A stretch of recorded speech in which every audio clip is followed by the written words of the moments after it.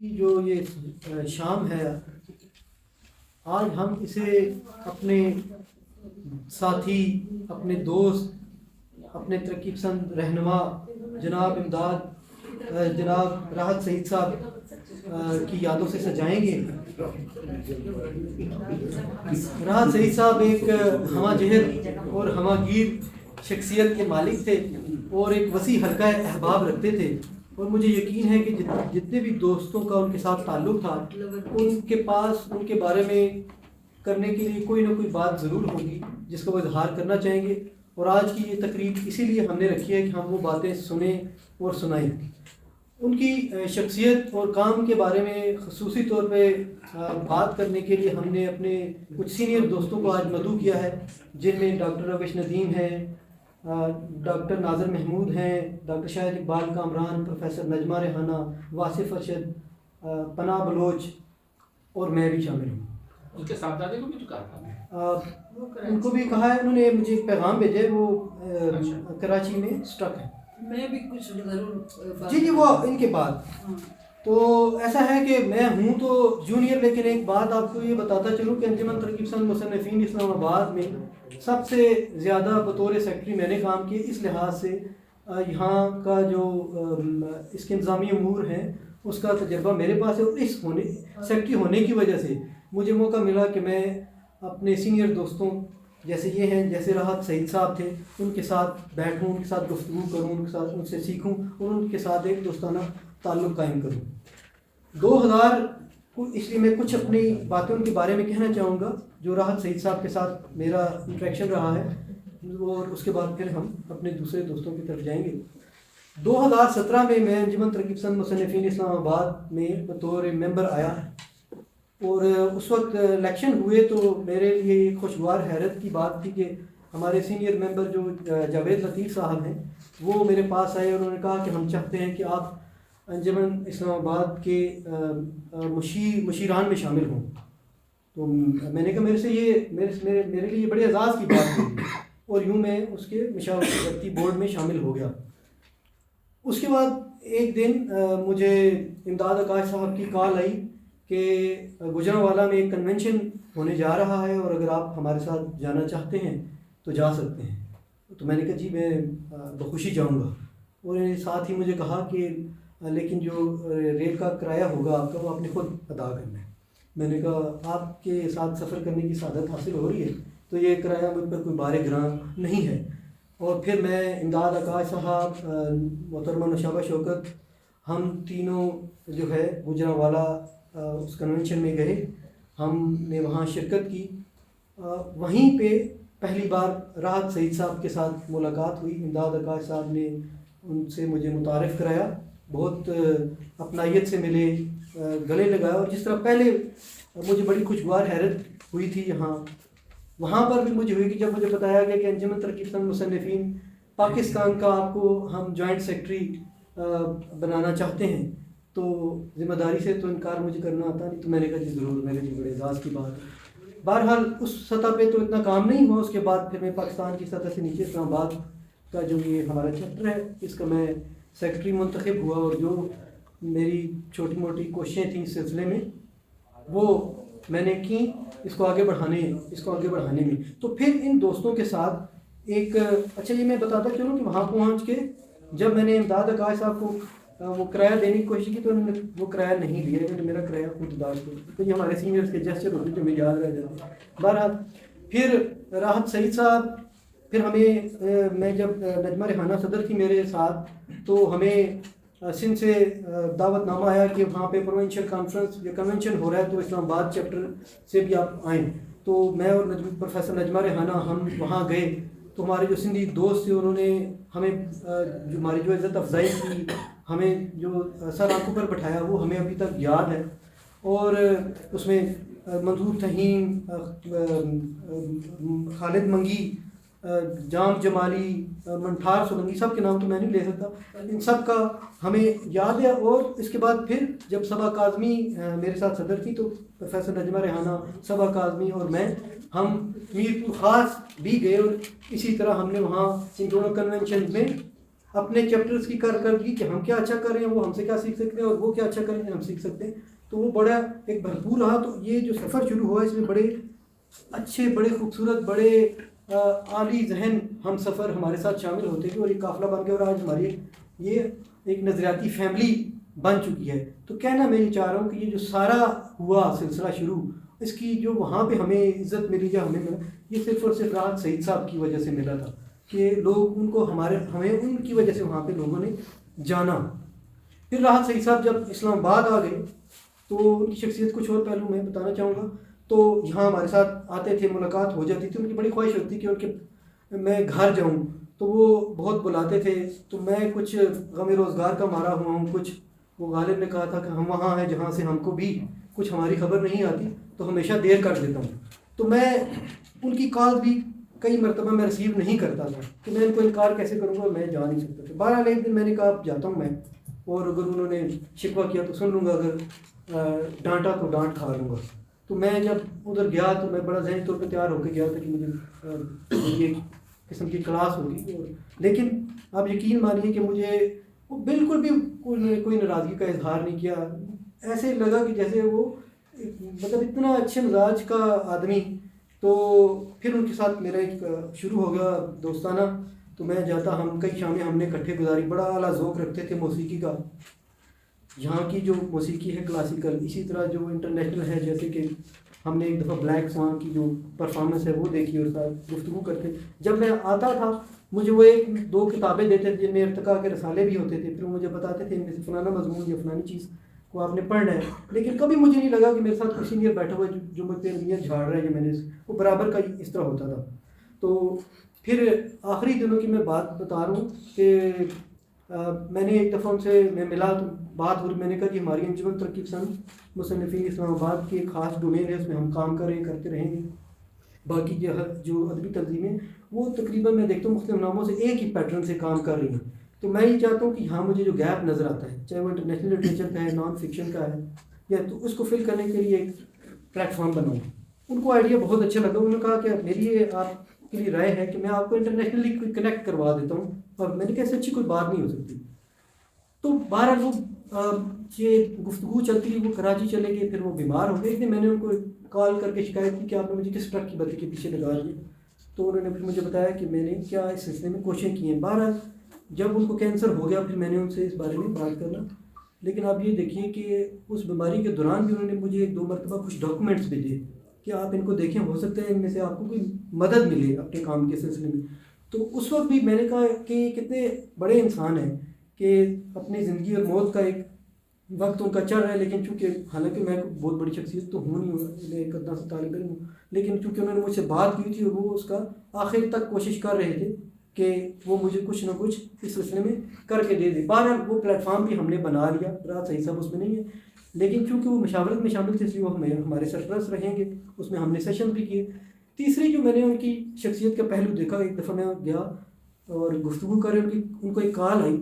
تو مجھے محسوس ہوا کہ گفتگو سے کہ کوئی مہمان آ رہے ہیں. تو میں نے ان سے کہا سر میں آپ رخصت چاہوں گا، آپ کے کوئی مہمان آنے لگے. میں کہا ارے بھائی بیٹھو. تو میں نے کہا سر کون آ رہا ہے؟ تو انہوں نے کہا جی میری بہن آ رہی ہے. ان کی چچا زاد بہن تھی، وہ آئی، اور پھر ان کے بیٹے اور ان کی بہو بھی تشریف لائے. ہم نے وہیں بیٹھے چائے وغیرہ پی، جو بھی کھانا وانا تھا. تو وہاں میں نے دیکھا کہ وہ جو ان کی کزن تھی، بہن تھی، تو وہاں ایک لیمپ پڑا ہوا تھا. تو وہ آئی تو ان کو وہ لیمپ کوئی اچھا لگا. حالانکہ انہوں نے اس کا برملا اظہار نہیں کیا، بس کو پوچھا اس کے بارے میں. تو راحت صاحب نے کہا کہ یہ اب تم نے لے کے جانا ہے. انہوں نے کہا نہیں میں تو بس ایسے ہی میں کہہ رہی تھی. لیکن ہم وہاں دیر تک بیٹھ رہے اور میرے آنے سے پہلے وہ خاتون رخصت ہوئی. اور راحت صاحب نے اس بات کو یقینی بنایا کہ وہ جو لیمپ ہے ان کی گاڑی میں رکھوا کے ان کے ساتھ بھیجا جائے.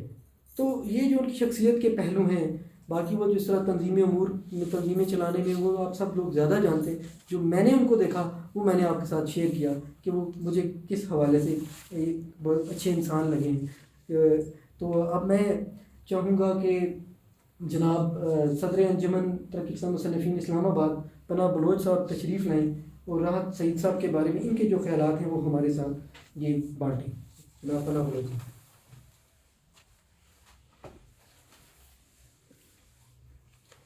راحت سعید صاحب ان پاکستان میں چند ان لوگوں میں سے تھے جو ترقی پسند تحریک کو سے متحرک جڑے رہے اور ان کی جدوجہد سے پاکستان میں ترقی پسند جو تنظیمیں ہیں، ترقی پسند لوگ ہیں، وہ آپس میں جڑے رہے اور انہوں نے مزید جوڑنے کی بہت زیادہ کوشش کی.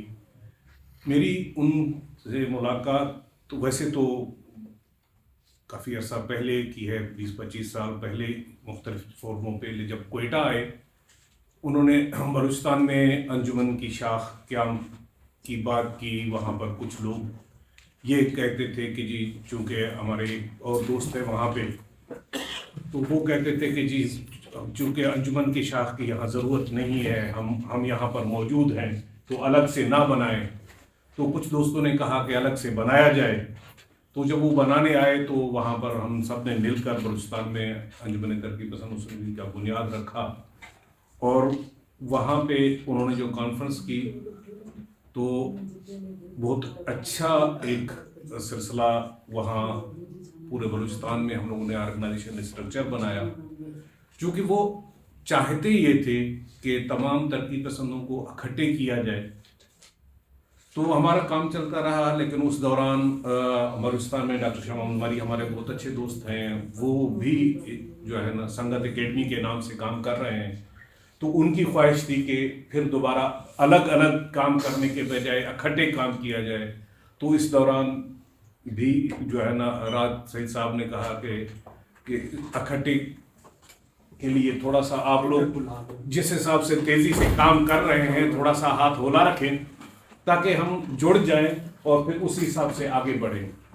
خیر اس دوران پھر کورونا کا دور آیا، پھر ہم یہاں آ گئے، پھر کچھ ہمارے راحت ملک صاحب ہمارے بہت اچھے دوست تھے، وہ ہم سے جدا ہو گئے.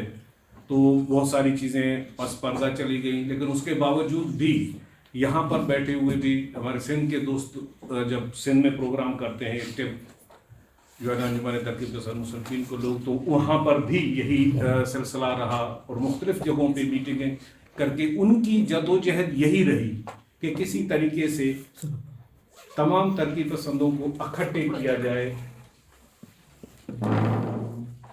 اور ان کو ایک پلیٹ فارم مہیا کیا جائے. تو جب یہاں بھی ان سے ملاقاتیں ہوئیں، وہ یہاں پر بھی ان کی کوشش یہ تھی کہ اسلام آباد میں اور کوئی نہیں کر سکتا تو اسلام آباد چیپٹر ہی کسی حوالے سے یہاں سب کو بلائے اور ایک پلیٹ فارم مہیا کر کے کچھ ہم لوگوں کو نزدیک کرے. تو ایسے لوگ جو زندگی بھر متحرک رہے اور آخری حد تک ان کی کوشش یہی رہی کہ سب کو اکٹھے کیا جائے، کیونکہ ہمارے ہاں ہم جس کسی حوالے سے سب ایک دوسرے کو جانتے بھی ہیں، ایک دوسرے کے کام سے بھی واقف ہیں. جو ہمارے یہاں یا پنجاب میں مختلف انجمن کے نام سے گروپ ہے، یا ایون سندھ میں ٹھیک ہے 2 گروپ، کراچی والے کہتے ہیں جی ہم سندھ والوں کو نہیں مانتے، سندھ والوں کو سندھ والے کہتے ہیں جی وہ کراچی والے اپنا ایک الگ سے دکان کھولے ہوئے ہیں.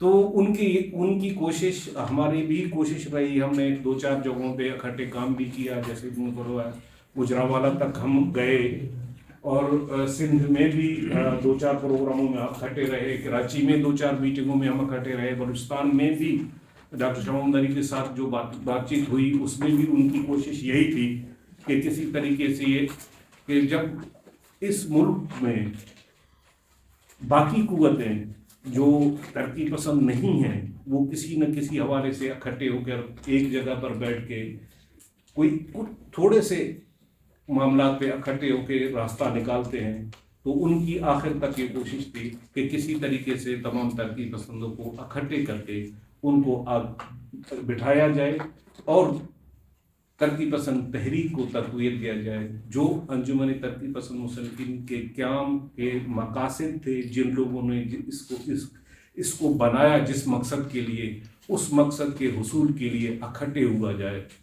تو وہ جدوجہد میرے حساب سے اگر ہم آج اتنے اس کے نام پہ اکٹھے ہوئے ہیں تو اگر ہم سب جو ترقی پسند اپنے آپ کو کہلاتے ہیں یا ترقی پسند تحریک سے جڑے رہنا چاہتے ہیں تو راحت سعید صاحب کی جدوجہد کو مد نظر رکھتے ہوئے خامیاں خوبیاں سب میں ہیں، کوئی پرفیکٹ نہیں ہے، کوئی کس طرح ہے، کسی میں کیا خامی ہے، کسی میں کیا خامی ہے. اگر ہم تمام خامیوں کو ساتھ رکھتے ہوئے خوبیوں کو ساتھ رکھتے ہوئے اگر سب کو اکٹھے کریں اور دوبارہ ایک ترقی پسند تحریک کو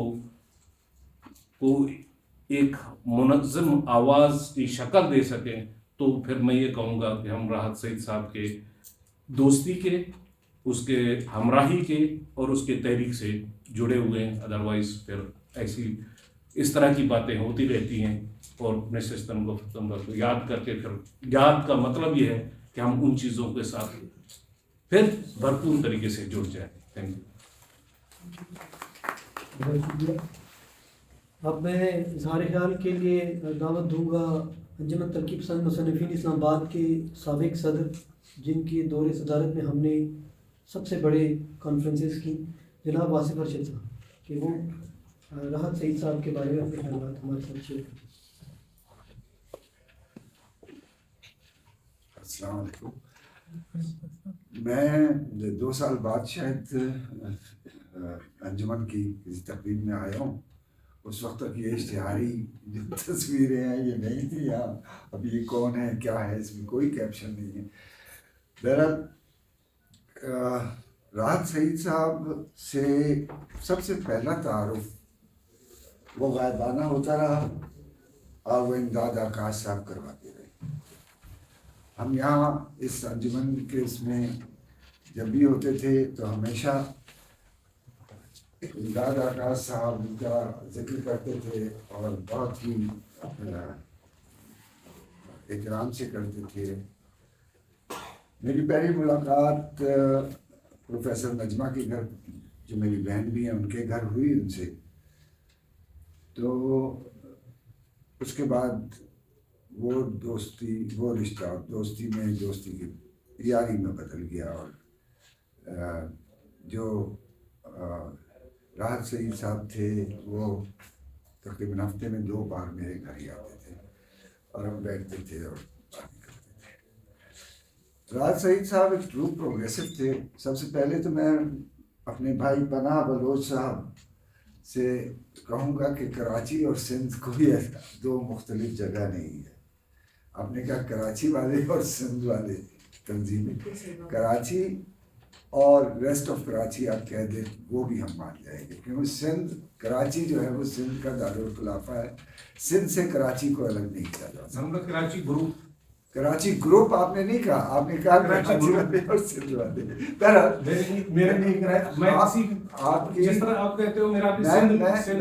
میں کہہ رہا ہوں کہ آپ کی نیت نہیں ہوگی یہ کہنے کی، لیکن آپ یہ کہہ گئے. آپ کی نیت نہیں ہوگی، بالکل میں کہتا ہوں. میں نے راحت سعید کو ایک ٹرو سندھی پایا. بالکل راحت سعید ایک سندھی تھے، ان کے اسکن کے اندر سندھ بستا تھا. راحت سعید صاحب وہ آدمی تھے جنہوں نے جب بھی بات کی میرے گھر پہ بیٹھ کے کسی بھی نئی تحریک کے لیے، کسی بھی نئی چیز کے لیے، ہمیشہ انہوں نے کہا کہ ہم سندھ سے شروع کریں گے اور سندھ کو وہ کریں گے. تو ان کے اندر کبھی بھی یہ نہیں آیا کہ وہ اردو اسپیکنگ ہے یا کیا ہے، کبھی نہیں تھا ان کے ذہن. اور وہ ایک ایسے اسٹریٹ فارورڈ آدمی تھے، وہ سب کے سامنے کہتا تھا کہ میں سندھی ہوں. اور سندھ یونائٹڈ پارٹی والے وہ ہر سال سائیں جی ایم سید کی اس پہ جایا کرتے تھے اور ان کو آفیشلی وہ لوگ احترام دیتے تھے ایس یو پی والے. تو یہ چیز ہم سب اپنے آپ کو، میں بھی اپنے آپ کو سندھی کہتا ہوں، لیکن جو ان کے مزاج میں سندھ بسا ہوا تھا وہ میں نے کسی اور اردو اسپیکنگ کے مزاج میں نہیں دیکھا. دوسری بات یہ کہ وہ پروگریسو تھے جو صرف باتوں کے نہیں تھے، وہ پڑھ کے پروگریسو ہوئے تھے. انہیں پڑھنے کی عادت تھی اور وہ اردو ادب، سندھی ادب، انگلش ادب میں تو حیران تھا کہ ان کی ریٹینشن پاور کتنی تھی. He could retain paragraphs after paragraphs of different books. اور یہ ریٹینشن پاور ان کو علم کا چلتا پھرتا خزانہ بناتی تھی. اور وہ اسی پروگریسو کاز کے ساتھ جڑے رہے جس سے وہ ہمیشہ تھے. وہ ٹریڈ یونینسٹ بھی تھے, وہ ادبی شخصیت بھی تھے. میں نے ان سے کہا بھی کہ راحت بھائی آپ نے کچھ لکھا کیوں نہیں؟ کہنے لگے نہیں, مجھ سے بہتر لکھنے والے لوگ ہیں, میں ان کے کام کو آگے بڑھانا چاہتا ہوں.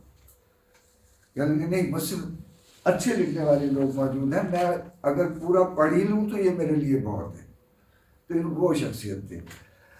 تو کیونکہ اب ہم پروگریسوز کو اگر آپ نے سمجھنا ہے تو آپ راحت سعید کو سمجھنے کی کوشش کریں.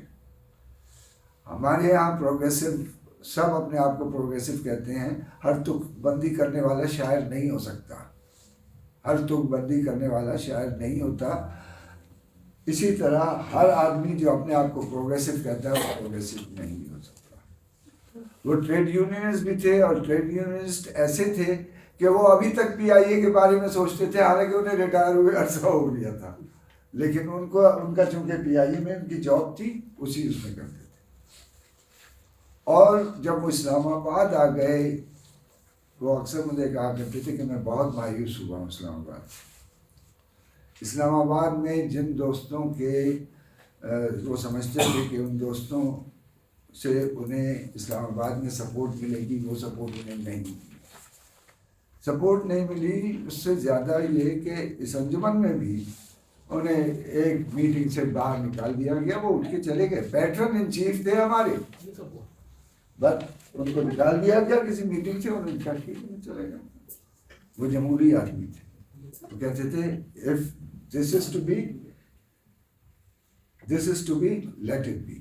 یہ اگر انہوں نے نکال دیا ہے تو میں چلا جاتا ہوں, کیونکہ ہم آپس کی بات کرنا چاہتے تھے.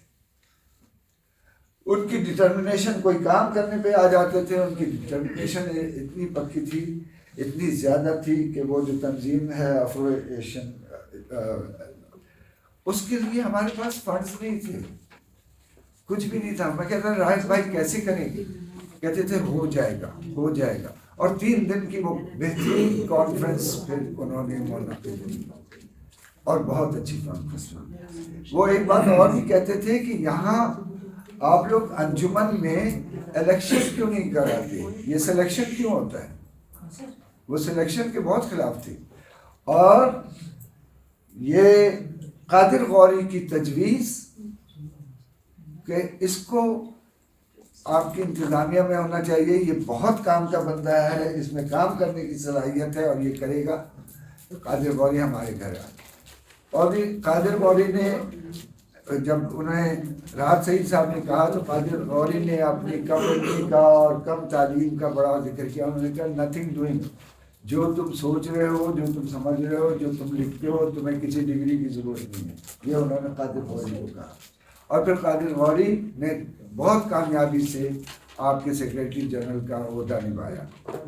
وہ عزیز صاحب کو بہت آگے دیکھنا چاہتے تھے اس انجمن کے لیے. تو جو راحت سعید صاحب کی بات ہے, وہ تو جب گھر آتے تھے تو بٹیا کہاں ہے, ان کو مشل سے خاص محبت تھی. بٹیا کہاں ہے سب سے پہلے وہ. اور مشل کو وہ ایک چیز ہے کہ وہ جب اگر دیکھ لیتے تھے, یہی میں نے قادر غوری کا بھی ذکر اس لیے کیا کہ قادر غوری نہیں کانفیڈنس اپنے اندر پا رہے تھے, لیکن وہ کانفیڈنس انہوں نے اس کو دیا کہ نہیں تم کر سکتے ہو. اور اس نے واقعی یہ ثابت کر کے دی. قادر غوری ابھی تو یہاں نہیں ہے نا, لیکن قادر غوری نے یہ اپنے آپ یہ ثابت کر کے دیا کہ ہاں is capable of organizing thing. وہ صرف آرگنائزر نہیں تھے راحت سعید صاحب, وہ آرگنائزرس کو پہچان بھی لیتے تھے کہ کون کیا کام کر سکتا ہے. تو راحت سعید کے لیے جتنا میں بولتا جاؤں گا اور بولتے جاؤں, بہت شامیں ہم نے ساتھ گزاری, بہت راتیں ساتھ گزاری. تو وہ ایک ایسی شخصیت تھے جو ہر وقت پروگریسو کاز کے لیے سوچتے تھے. ان کا مطمئن نظر ہی پروگریسو کاز تھا. بہت شکریہ. بہت شکریہ. کچھ ہم ترتیب کو تھوڑا اس میں رد و بدل کریں گے. سندھ سے ہماری دوست آئی ہیں گلشن لغاری صاحبہ، شاعرہ ہیں. یہ انہوں نے 2 منٹ بات کرنی ہے، کچھ کلمات ادا کرنے ہیں راحت سعید صاحب کے بارے میں. آپ تشریف لیں. شکریہ.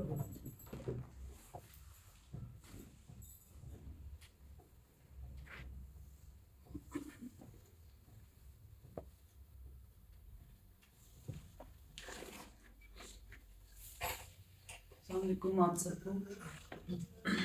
میں بہت انتظار کر رہی تھی کہ کب ترقی پسند مصنفین سائیں راحت سعید صاحب کے یاد میں پروگرام کرتے ہیں. کافی وقت گزر گیا لیکن ہو نہیں رہا تھا، تو میں بار بار چیک کر رہی تھی کہ کسی طرح ان کی یاد میں ہم سب اٹھیں اور بات کریں.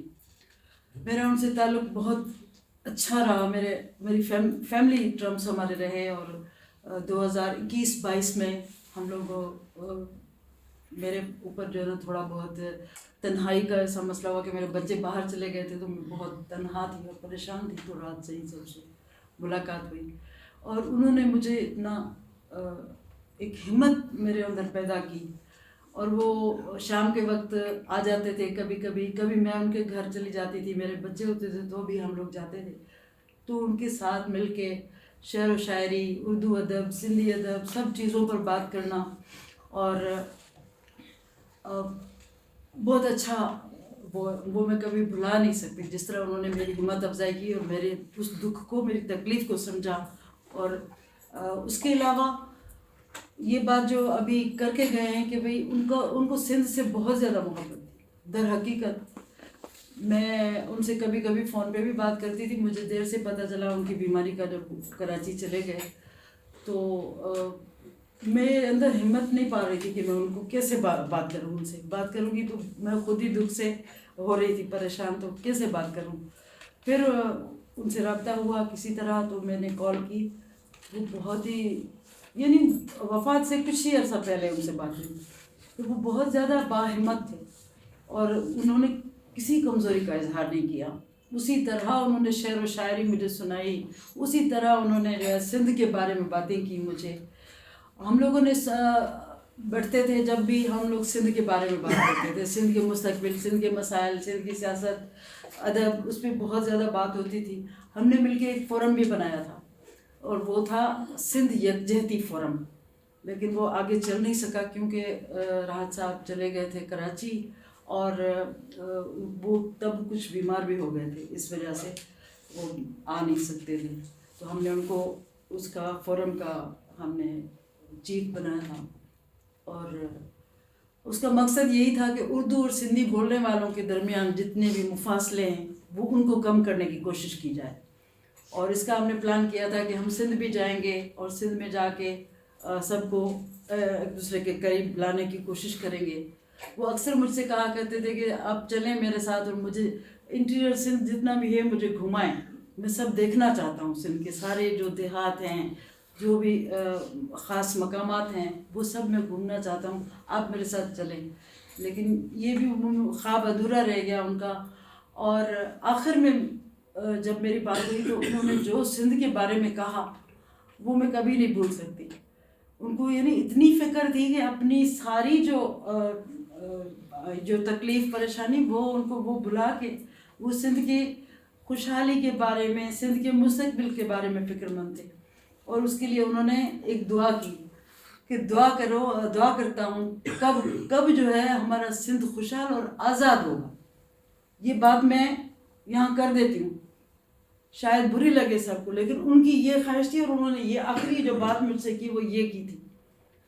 اور بہت زیادہ جو ہے نا ہم لوگ مل کے میوزک سنتے تھے، خاص طور پر اردو کلاسک جو ہوتے تھے، کلاسکس ہوتے تھے جیسے قوالی اور کلاسیکل میوزک، شعر و شاعری ہم وہ بہت زیادہ پسند کرتے تھے اور اپنی سناتے بھی تھے ہمیں.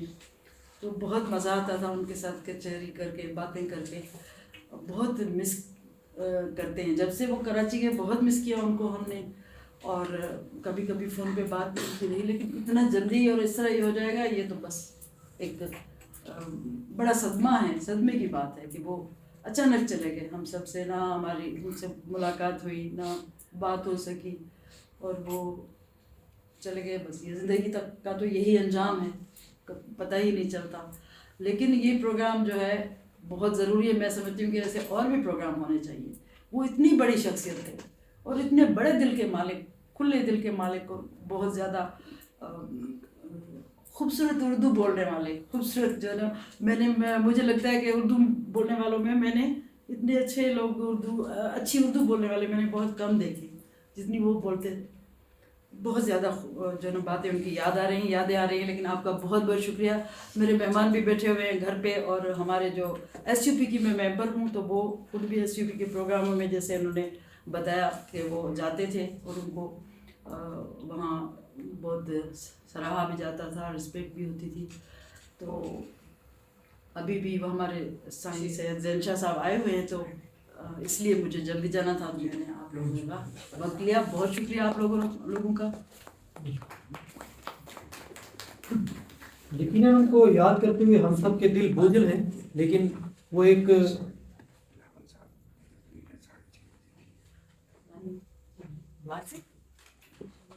भरपूर ज़िंदगी गुजार के गए हैं, बहुत मुतहर्रिक।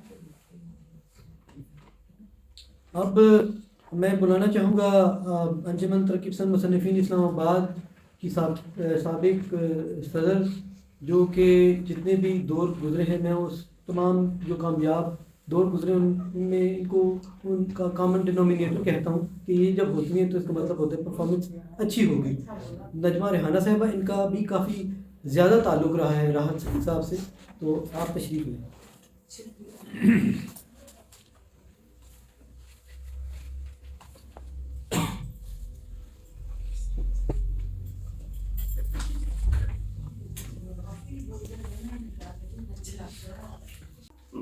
मोहतरम राहत सईद साहब जो थे, वो तो सबको पता ही है कि वो अंजुमन तरक्की पसंद मुसन्निफ़ीन के पाकिस्तान के चीफ ऑर्गेनाइज़र रहे हैं और ट्रेड यूनियनिस्ट भी थे। हम सबको छोड़कर राही मुल्क अदम सिधारे। हम सब के लिए आपका यूँ अचानक चले जाना बहुत अफसोसनाक है। आपकी शख्सियत गुनागूं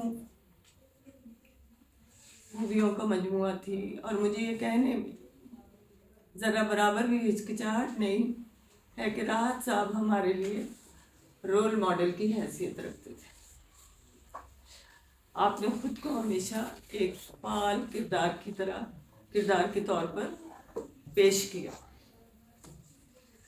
मैं पहली बार उनसे नवंबर 2017 में मिली थी, जब उन्होंने हमें लाड़काना में कॉमरेड हैदर बख्श जतोई कॉन्फ्रेंस में शिरकत की दावत दी, जिसका तज़किरा अभी फ़हीम साहब ने भी किया था अपनी गुफ्तगू में। 7 साल के इस मुख्तसर अरसे में मुझे आपसे बहुत कुछ सीखने का मौका मिला।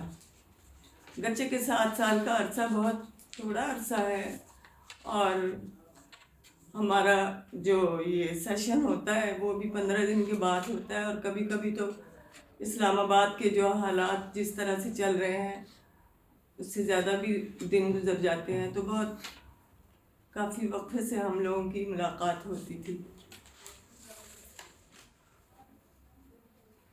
आपके की बहुत सारी खूबियाँ थी।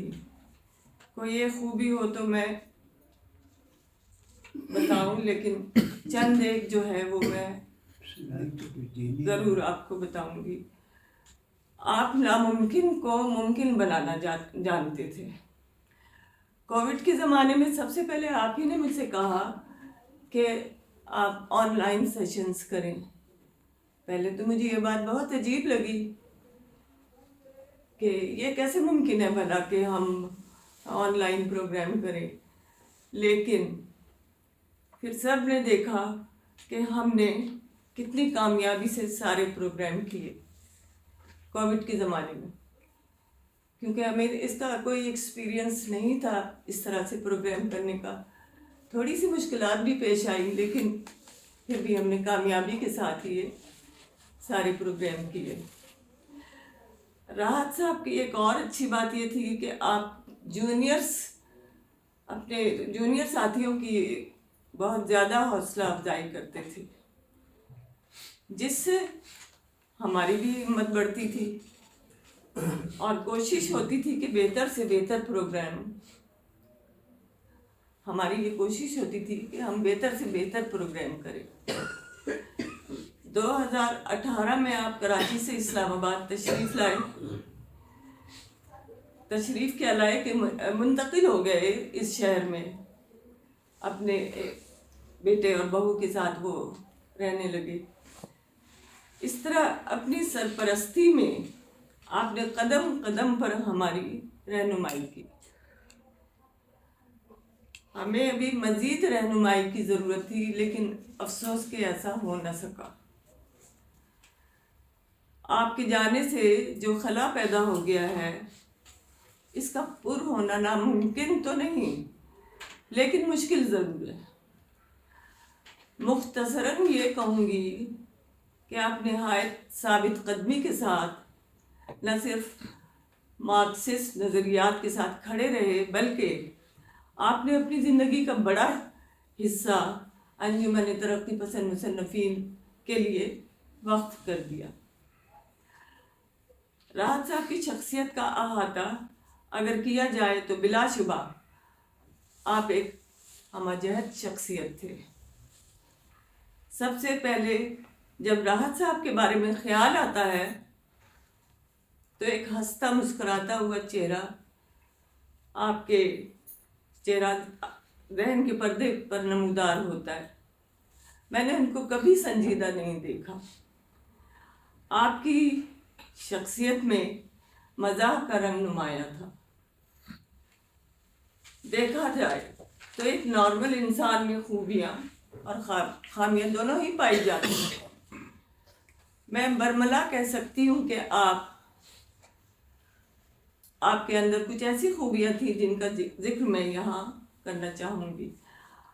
आप एक खुश अखलाक, हंसमुख और मिलनसार शख्सियत थे के मालिक थे। इसके अलावा आप में ये भी खूबी थी कि अगर आपके ऊपर आप पर तनकीद की जाए या अगर आप पे तनकीद होती थी तो आप उसको बहुत खंदा पेशानी से बर्दाश्त करते थे, और ये बहुत बड़ी खूबी है, वरना तनकीद बर्दाश्त करना इतना आसान नहीं है, मैं समझती हूँ। आपकी शख्सियत में एक तहम्मुल मिजाजी थी। आपका मिजाज बहुत सब्र वाला था, तहम्मुल मिजाज इंसान थे। आपका रवैया अपने साथियों के साथ नहायत दोस्ताना था। आप अपने जूनियर के साथ बहुत मोहब्बत और शफकत से पेश आते थे। राहत साहब ने इस्लामाबाद में बहुत थोड़ा अरसा गुजारा, लेकिन इसके बावजूद हमें ऐसा महसूस हुआ जैसे कि हम बहुत अरसे से इनको जानते हैं। इसकी वजह आपका दोस्ताना रवैया ही तो था जो हम इस तरह सोचते थे। आपको जाना तरक्की पसंद हलकों के लिए बहुत बड़ा नुकसान है। आपने तरक्की पसंदी के लिए जो कलीदी किरदार अदा किया वो कभी भी भुलाया नहीं जा सकता। आप ट्रेड यूनियनिस्ट के तौर पर ट्रेड यूनियन की तहरीकों में पेश रहते थे। इसके अलावा आपने अपनी कोशिशों से GM सैयद यूनिवर्सिटी के लिए 200 एकड़ ज़मीन हासिल की। बिलाशुबा ये एक बहुत बड़ा काम था जो आपने सरअंजाम दिया। मशहूर कॉमरेड सोबू ज्ञान चंदानी के नाम से लाड़काना में एक लाइब्रेरी बनाई। इसमें कोई शक नहीं कि आपने एक भरपूर कामयाब जिंदगी गुजारी है जो हम सब के लिए मिशन ले रहा है। आप एक जिंदा दिल शख्सियत थे। उसकी एक छोटी सी मिसाल मैं आपको दूं। जब उनकी बीमारी का पता चला कि वो बीमार हैं तो मैंने उनको कॉल की ان کی طبیعت پوچھی تو اب آپ اس سے اندازہ لگائیں. انہوں نے کہا مجھے تو کچھ نہیں ہوا ہے, کینسر تو لنگس کو ہوا ہے, میں تو بالکل ٹھیک ہوں. تو مجھے ہنسی بھی آئی کہ یہ کتنا زندہ دل انسان ہے جو اس طرح سے اس بیماری کے لیے کہے کہ مجھے کچھ نہیں ہوا ہے. ہوا اگر کچھ ہے تو وہ تو لنگس کو ہوا ہے, وہ جانے. تو واقعی یہ بہت بڑی بات ہے, ورنہ اس طرح سے بہت کم لوگ اتنی بڑی بیماری کو جھیلتے ہیں یا مطلب ایسی بات کر سکتے ہیں. میرا مطلب یہ ہے باقی ان کے لیے تو بہت یہ مطلب ان میں اتنی خوبیاں تھیں. ادبی طور پہ بھی وہ بڑے ایکٹیو تھے. جب ان کے ساتھ نشست ایک دو بار مجھے موقع ملا واصف کے گھر میں کہ تو میں حیران رہ گئی کہ ان کی یادداشت اتنی زیادہ ہے اس ایج میں بھی. ان کو بے شمار شعریات تھے اور ایسے ویسے شعر نہیں, شعروں کا جو اسٹینڈرڈ تھا یا معیار تھا وہ بھی کمال کا تھا. تو یہ چند باتیں ہیں راحت صاحب کے لیے جو میں سمجھتی تھی. ہم آپ کو الوداع نہیں کہیں گے کیونکہ آپ ہم سب کے دلوں میں ہمیشہ زندہ رہیں گے. آخر میں اتنا ہی کہوں گی, سب کہاں کچھ لالا و گل میں نمایاں ہو گئی, خاک میں کیا صورتیں ہوں گی جو پنہاں ہوں گی. شکریہ. لوگ مرتے ہیں لیکن فنا ہوتے نہیں, یہ حقیقت میں کبھی ہم سے جدا ہوتے نہیں. ہمارے ساتھ راحت سعید صاحب کی ایک دوست بہت اچھی عمدہ لکھاری کوثر جمال صاحبہ موجود ہیں. یہ ایک نظم پیش کرنا چاہتی ہیں, تو آپ سے درخواست ہے کہ وہ آپ یہاں تشریف لائیں اور نظم پیش کریں.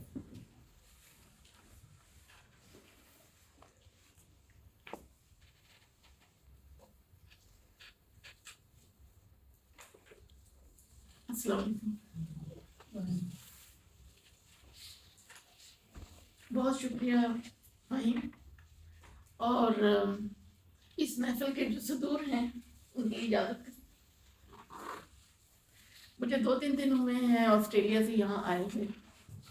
مجھے یہ اعتراف کرنے دیں کہ میری راحت سعید صاحب سے کبھی ملاقات نہیں کی, لیکن ابھی ان کے بارے میں نے جو کچھ سنا ہے وہ اتنا قریب, اتنے فیملیئر محسوس ہوئے مجھے. تو مجھے یاد آیا کہ ٹرو کامریڈ کا جو ہم شخصیت کو جس طرح ہم سمجھتے تھے یا بننے کی کوشش کرتے تھے, راحت سعید صاحب وہی تھے. جتنی باتیں ہوئی ہیں, کامریڈ کبھی مایوس نہیں ہوتے, ناممکن کو ممکن کر دکھاتے ہیں, آپٹیمسٹ ہوتے ہیں, زندگی کے تسلسل کو مانتے ہیں, اور ان کے اندر زندگی سے اتنی محبت ہوتی ہے کہ اگر کینسر ہو جائے تو وہ کہتے ہیں کہ مجھے نہیں, میرے پھیپھڑوں کو ہوا ہے. Amazing things. تو میرا دل چاہ رہا تھا کہ میں یہاں آؤں اور ان کو جو ساتھی خراج تحسین پیش کر رہے ہیں میں بھی کچھ کہوں. تو یہ میری نظموں کی پہلی کتاب ہے. اس میں ایک نظم ہے جو میں نے کامریڈس کے لیے, ترقی پسند ساتھیوں کے لیے جو اب جا چکے ہیں ان کے لیے میں نے لکھی ہے, وہ میں آپ کی خدمت میں پیش کروں گی. اس کا عنوان ہے کامیاب ہیں ہم نایاب نہیں. اے گردوں, اے دہر, اے ساکنان ارض, تم نے تو دیکھی ہیں وہ بے خطر جوانیاں جو ایک آدرش کے عشق میں اپنی اپنی ذات کے راحت قدوں کو چھوڑ گئیں. اے گردوں, اے دہر, اے ساکنان ارض, افتادگان خاک کی سرفرازی کے واسطے जो जबर की तुंद हवाओं के मुकाबल आईं, खारजारों में आबला पा चली, सहराओं में उतर गईं, बगोलों की नजर हुई और बिल आखिर जमीन की तहों में कहीं जा छुपी। सहरा में उगे कमयाब दरख्तों को लोग नामों से पहचान लेते हैं, जैसे रोज़ा लक्समबर्ग, जैसे चे गुवेरा, जैसे भगत सिंह, जैसे हसन नासर। ये घने सायादार सदाबहार शज्र तपते सहरा में जिंदगी और उम्मीद का इस्तारा हैं। इन दरख्तों की शाखें जिन पत्तों से हरी भरी हैं, बेनाम तो वो भी नहीं, उनके भी नाम हैं। वो अनगिनत नाम जो ज़मीन ज़ातों के लिए जन्नत की तलाश में वक्त बगोलों की नज़र हुए। ये नज़्म दुनिया के उन बेनाम कॉमरेडों के नाम है जिन्होंने इंसानी ज़ीस्त को बिला तमीज़ रंग व नस्ल व मज़हब, जुल्म व जबर व इस्तेहसाल के खूनी पंजों से निजात दिलाने के लिए अपनी ज़िंदगियाँ तज दी।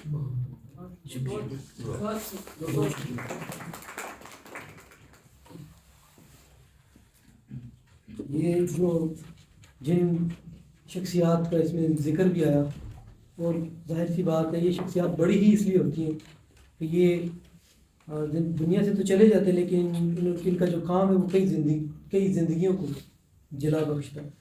अब हमारे साथ बड़ी इल्मी और अदबी शख्सियत मौजूद हैं, मोहतरम जनाब डॉक्टर शाहिद इकबाल कामरान साहब।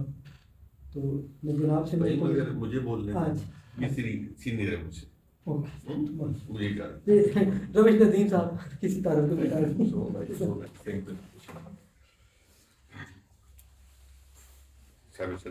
दोस्तों, राज सईद साहब की शख्सियत एक आइकन की हैसियत रखती है कि जब हम एक ऐसी शख्सियत का मुताला करते हैं, उनका जिक्र करते हैं, उनको समझने की कोशिश करते हैं कि जो अपना एक कौमी किरदार रखती है, तो उनके ज़रिए से गोया हम उस नज़रिए को जिससे वो जुड़े हुए थे, जो उनकी पहचान था, और उसकी तारीख को, उसके पस मंज़र को, उसके अहद को, उनके रवैयों को समझने की कोशिश करते हैं।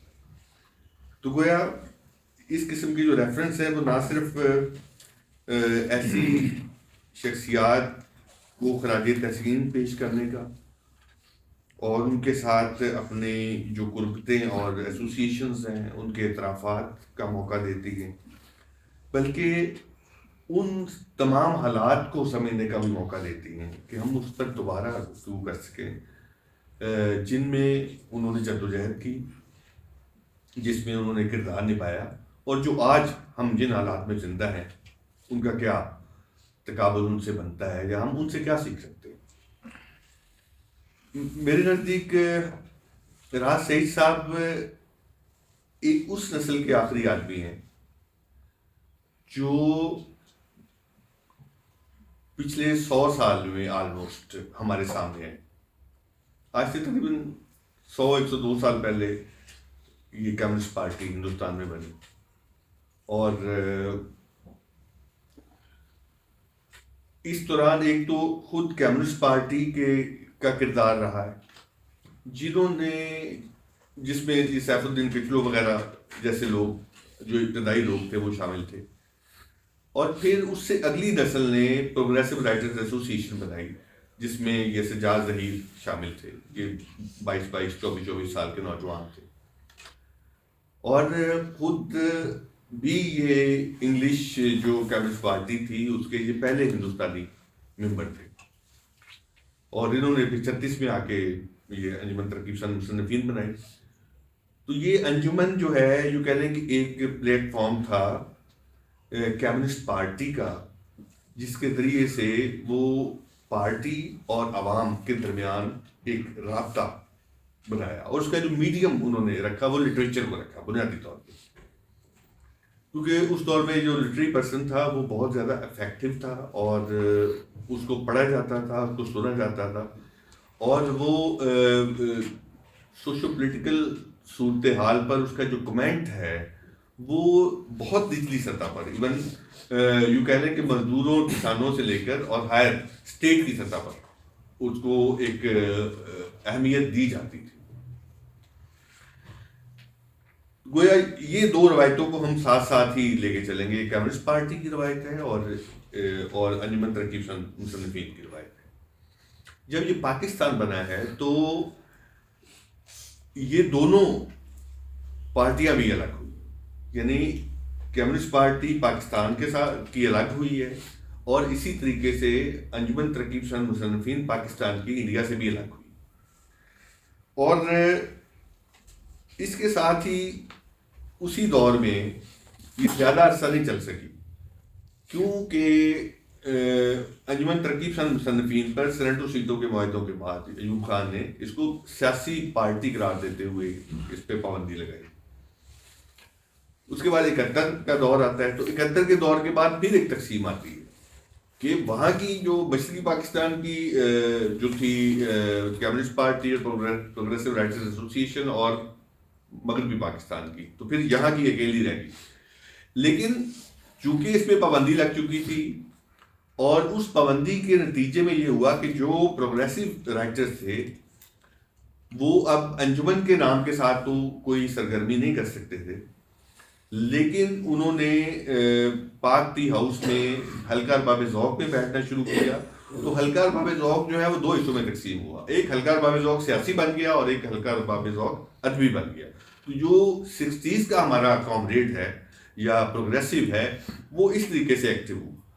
یہ وہ دور ہے جس میں راحت سعید صاحب کی انٹری ہوتی ہے اور یہاں پر وہ ایکٹیو ہوتے ہیں۔ پھر یہ بھی ہے کہ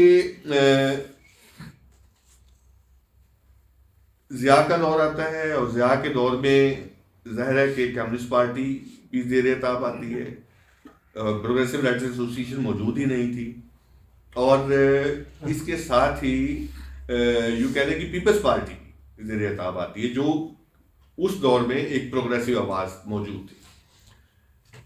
لیکن آپ یہ ذہن میں رکھیے کہ جب ضیاء کا دور آیا تو اس دور میں انہی دونوں پر زیادہ مشکلات پیش آئیں، زیادہ اذیتیں انہی کامریڈز نے اور پیپلز پارٹی کے جیالوں نے بھگتی۔ لیکن اندر ہی اندر جو ہے پروگریسو رائٹر ایسوسی ایشن کے لوگ موجود تھے، کیونکہ وہ نسل زندہ تھی اور آگے بڑھ رہی تھی۔ تو انہوں نے یہ کیا کہ میں نے بلکہ اس دور میں یوں کہہ لیں کہ ارلی 90s میں چونکہ جس جنرل سیکرٹری رہ چکے تھے امین الدین قاسمی صاحب انجمن ترقی پسند مصنفین کے، تو ان سے میرا ڈائلاگ ہوتا رہا، خط کتابت بھی رہی۔ تو ان سے میں نے پھر پوچھا کہ آپ لوگ کیوں نہیں بحال کرتے یہ انجمن ترقی پسند مصنفین کو، لیکن چونکہ ضیاء الحق کا ایک جبر بھی موجود تھا، تو فیض صاحب کے ساتھ ایک کمپٹیشن بھی موجود تھا، تو اس کی ایک پوری ایک الگ کہانی ہے کہ وہ اپنی خواہش کے باوجود بھی اس کو ان حالات میں جاری نہیں رکھ سکتے۔ لیکن یہ راحت سعید صاحب جیسے لوگ جو ہیں یہ اس کو پھر کسی نہ کسی انداز میں آگے بڑھاتے رہے۔ اسی دور میں آپ دیکھتے ہیں کہ یہ جو سوشلسٹ روس ہے اس کا ڈیکلائن ہوتا ہے۔ تو 90 کی دہائی اور 21ویں صدی کی پہلی دہائی، یہ دو دہائیاں، یہ 20 سال جو ہے یعنی پوسٹ سوشلسٹ رشیا میں، یہ بڑے اہم ہیں اس دور کے حالات کو سمجھنے کے لیے جو کنورٹ ہو رہے تھے گلوبلائزیشن میں، پوسٹ ماڈرنزم میں، اور اسی طریقے سے یونیپولر جو پولیٹکس تھی اس کے اندر کنورٹ ہو رہے تھے۔ لہذا 90 کی دہائی کے اندر ایک بڑا ایک کایا کلپ ہوئی، کیونکہ ہم جو نور محمد ترکئی کے انقلاب کے اوپر جو ہم نے جو جہاد ایک ٹھونسا، اور اس جہاد کے نتیجے میں جو اگلی 2 دہائیاں جس طریقے سے اپنے رسپانسز دیتی رہیں، چاہے وہ طالبان کی صورت میں ہو، چاہے وہ دہشت گردی کے خلاف جنگ کی صورت میں ہو. تو اس میں یہ ہے کہ اس مسئلے کو سمجھنے کے لیے ہمیں خود راحت سعید اور ان کے جو معاصرین تھے، چاہے یہ گروپ وہاں موجود تھا کراچی میں، چاہے یہ گروپ لاہور میں موجود تھا، چاہے یہ ادھر پنڈی میں موجود تھا، تو ان کی جو بایوگرافیز ہیں، ان کے جو حالات ہیں، انہوں نے کس طریقے سے کام کیا، اسٹڈی سرکل، انڈر گراؤنڈ صورتحال، ماشاء اللہ، بھٹو کا دور، تقسیم، تو اس حوالے سے حقیقت یہ ہے کہ ایک کام جو ہم سے نہیں ہو سکا وہ یہ تھا کہ ہمیں اس نسل کے لوگوں، چاہے اس میں حمید اختر صاحب شامل تھے، راحت سعید صاحب شامل تھے، اس میں کسی نہ کسی انداز میں اب جعفر احمد صاحب موجود ہیں، تو ان کے انٹرویوز کر کے وہ سارے حالات کو پریزرو کرنا، ریکارڈ کرنا ضروری تھا، تاکہ ان شخصیات کے ذریعے سے، بجائے اس کے کہ ہم محض ان شخصیات کو ڈسکس کرتے رہیں، اس دور کی جو اکانومی ہے، اس دور کی جو سوشو پولیٹیکل حالات ہیں، اس دور کا جو لٹریچر تھا، اس دور کی جو کمیونسٹ پارٹی کا رول تھا، اس دور کے جو پروگریسوز جو کچھ کر رہے تھے، اور پروگریسوز کی مختلف شکلیں، چاہے وہ مادری زبانوں کے پروگریسوز تھے، چاہے وہ اردو کے پروگریسوز تھے، انگریزی کے تھے، یا آرٹ کے اندر تھے، یا فلم اور میوزک کے اندر تھے، تو یہ سب کا رول جو ہے اس کو سمجھنا ضروری تھا، کیونکہ ہم نئی نسل کو اب کہیں کہ آپ ذرا ان کو پڑھ کے دیکھیں یا ان حالات کو جانچ کے دیکھیں، تو یہ جو گیپ آیا ہے ہماری نئی نسل کا، کیونکہ راحت سعید صاحب اسی ساری یہ جو 1920 سے شروع ہوئی کہانی اور آلموسٹ یہ 1986-87 تک چلی، یہ اس کے نمائندہ بھی تھے، اس کے آئیکن بھی تھے، اور اس کے ترجمان تھے، تو ان کو سمجھنا اس حوالے سے بڑا ضروری ہے. میرے جیسا بندہ جو ہے، جو کہ ان کے بعد کا آدمی ہے، وہ یوں کہہ لیں کہ ان کی بالکل اس روایت کی، اس ٹریڈیشن کی، اس فکر کی ٹیل کے اوپر ہے، موجود ہے. ہم نے ان کو دیکھ کے اور کچھ اس عہد کا مطالعہ کر کے اس کو سیکھا، لیکن بعد کی جو نسل آئی ہے اس کے چیلنجز، اس کے معاملات اور طرح سے ہم سے بھی زیادہ کروشل ہیں. اب یہ ہے کہ راحت سعید صاحب جو ہیں وہ اس حوالے سے اہم بنتے ہیں کہ انہوں نے بطور ایک یوں کہہ لیں کہ دوسری تیسری نسل کے اس فکری روایت کو ہم تک پہنچایا. جدوجہد کیسے کرنی ہے، یعنی یہ سارا کچھ انہی لوگوں نے سیٹل کیا تھا. سیف الدین کچلو وغیرہ کے بعد اور بننے بھائی وغیرہ کے بعد یہ وہ لوگ تھے جنہوں نے پاکستان کے اندر ان کو جدوجہد کو ماڈل بھی بنایا، اس کو شیپ دی، کسانوں میں کیسے کام کرنا ہے، مزدوروں میں کیسے کام کرنا ہے، اور طالب علموں میں کیسے کام کرنا ہے، اسٹڈی سرکل کیسے کرنے ہیں، کورسز کیسے بنانے ہیں، رسالے کیسے نکالنے ہیں، سیمینارز کیسے کرنے ہیں. تو یہ سارا کچھ جو ہے، تو اسی میں سے یہ ہمارے عزیز صاحب بھی بیٹھے ہوئے ہیں، از ون آف دیم. تو اب راحت صاحب کا یہ جو سارا ہے، یہ جو صورتحال ہے، یہ ان کو راحت صاحب کو اہم بناتی ہے ہمارے نزدیک، اور ان کی عظمت، ان کی اسٹرگل کی جو ایلیویشن ہے وہ ہم اسی تناظر میں سمجھ سکتے ہیں، نہ کہ ایک فرد کی ایک شخصی جدوجہد اس طرح پر، کیونکہ وہ بہرحال ایک ٹرینڈ تھا بہت بڑا فکری اور جدوجہد کا، جو ان کو پش کر رہا تھا اور جس میں وہ اپنا ایک رول ادا کر رہے تھے. باقی یہ ہے کہ اس میں ایک چیز اور ہے جس کو ہمیں ضرور سمجھنا چاہیے کہ تقسیم کے وقت اردو اسپیکنگ جو ہے اس کا ایک بہت بڑا حصہ پاکستان آیا، اس میں ایک بہت بڑا حصہ لیفٹ کا بھی تھا. اب یہ جو اردو اسپیکنگ جو ہے وہ دو طرح سے یہاں پر آئے. ایک کو تو اسٹیٹ نے یوز کیا، جو یہاں پر بات بھی ہو رہی تھی، کراچی پولیٹکس کے طور پہ، اردو پولیٹکس کے طور پہ، اور ایک وہ ہے جو اس دھرتی میں ضم ہو گیا، پاکستانائز کر لیا انہوں نے، اور سندھی اس کے حصہ بن گئے، یا لاہور میں رہ کر یا ملتان میں رہ کر اس کا حصہ بن گئے. تو راحت سعید صاحب کی جو اردو کی تعریف ہو رہی ہے، تو اس پس منظر میں اس کو ضرور دیکھنا چاہیے. مزاجن نہایت لاجیکل تھے، ریشنل تھے، خوش اخلاق تھے.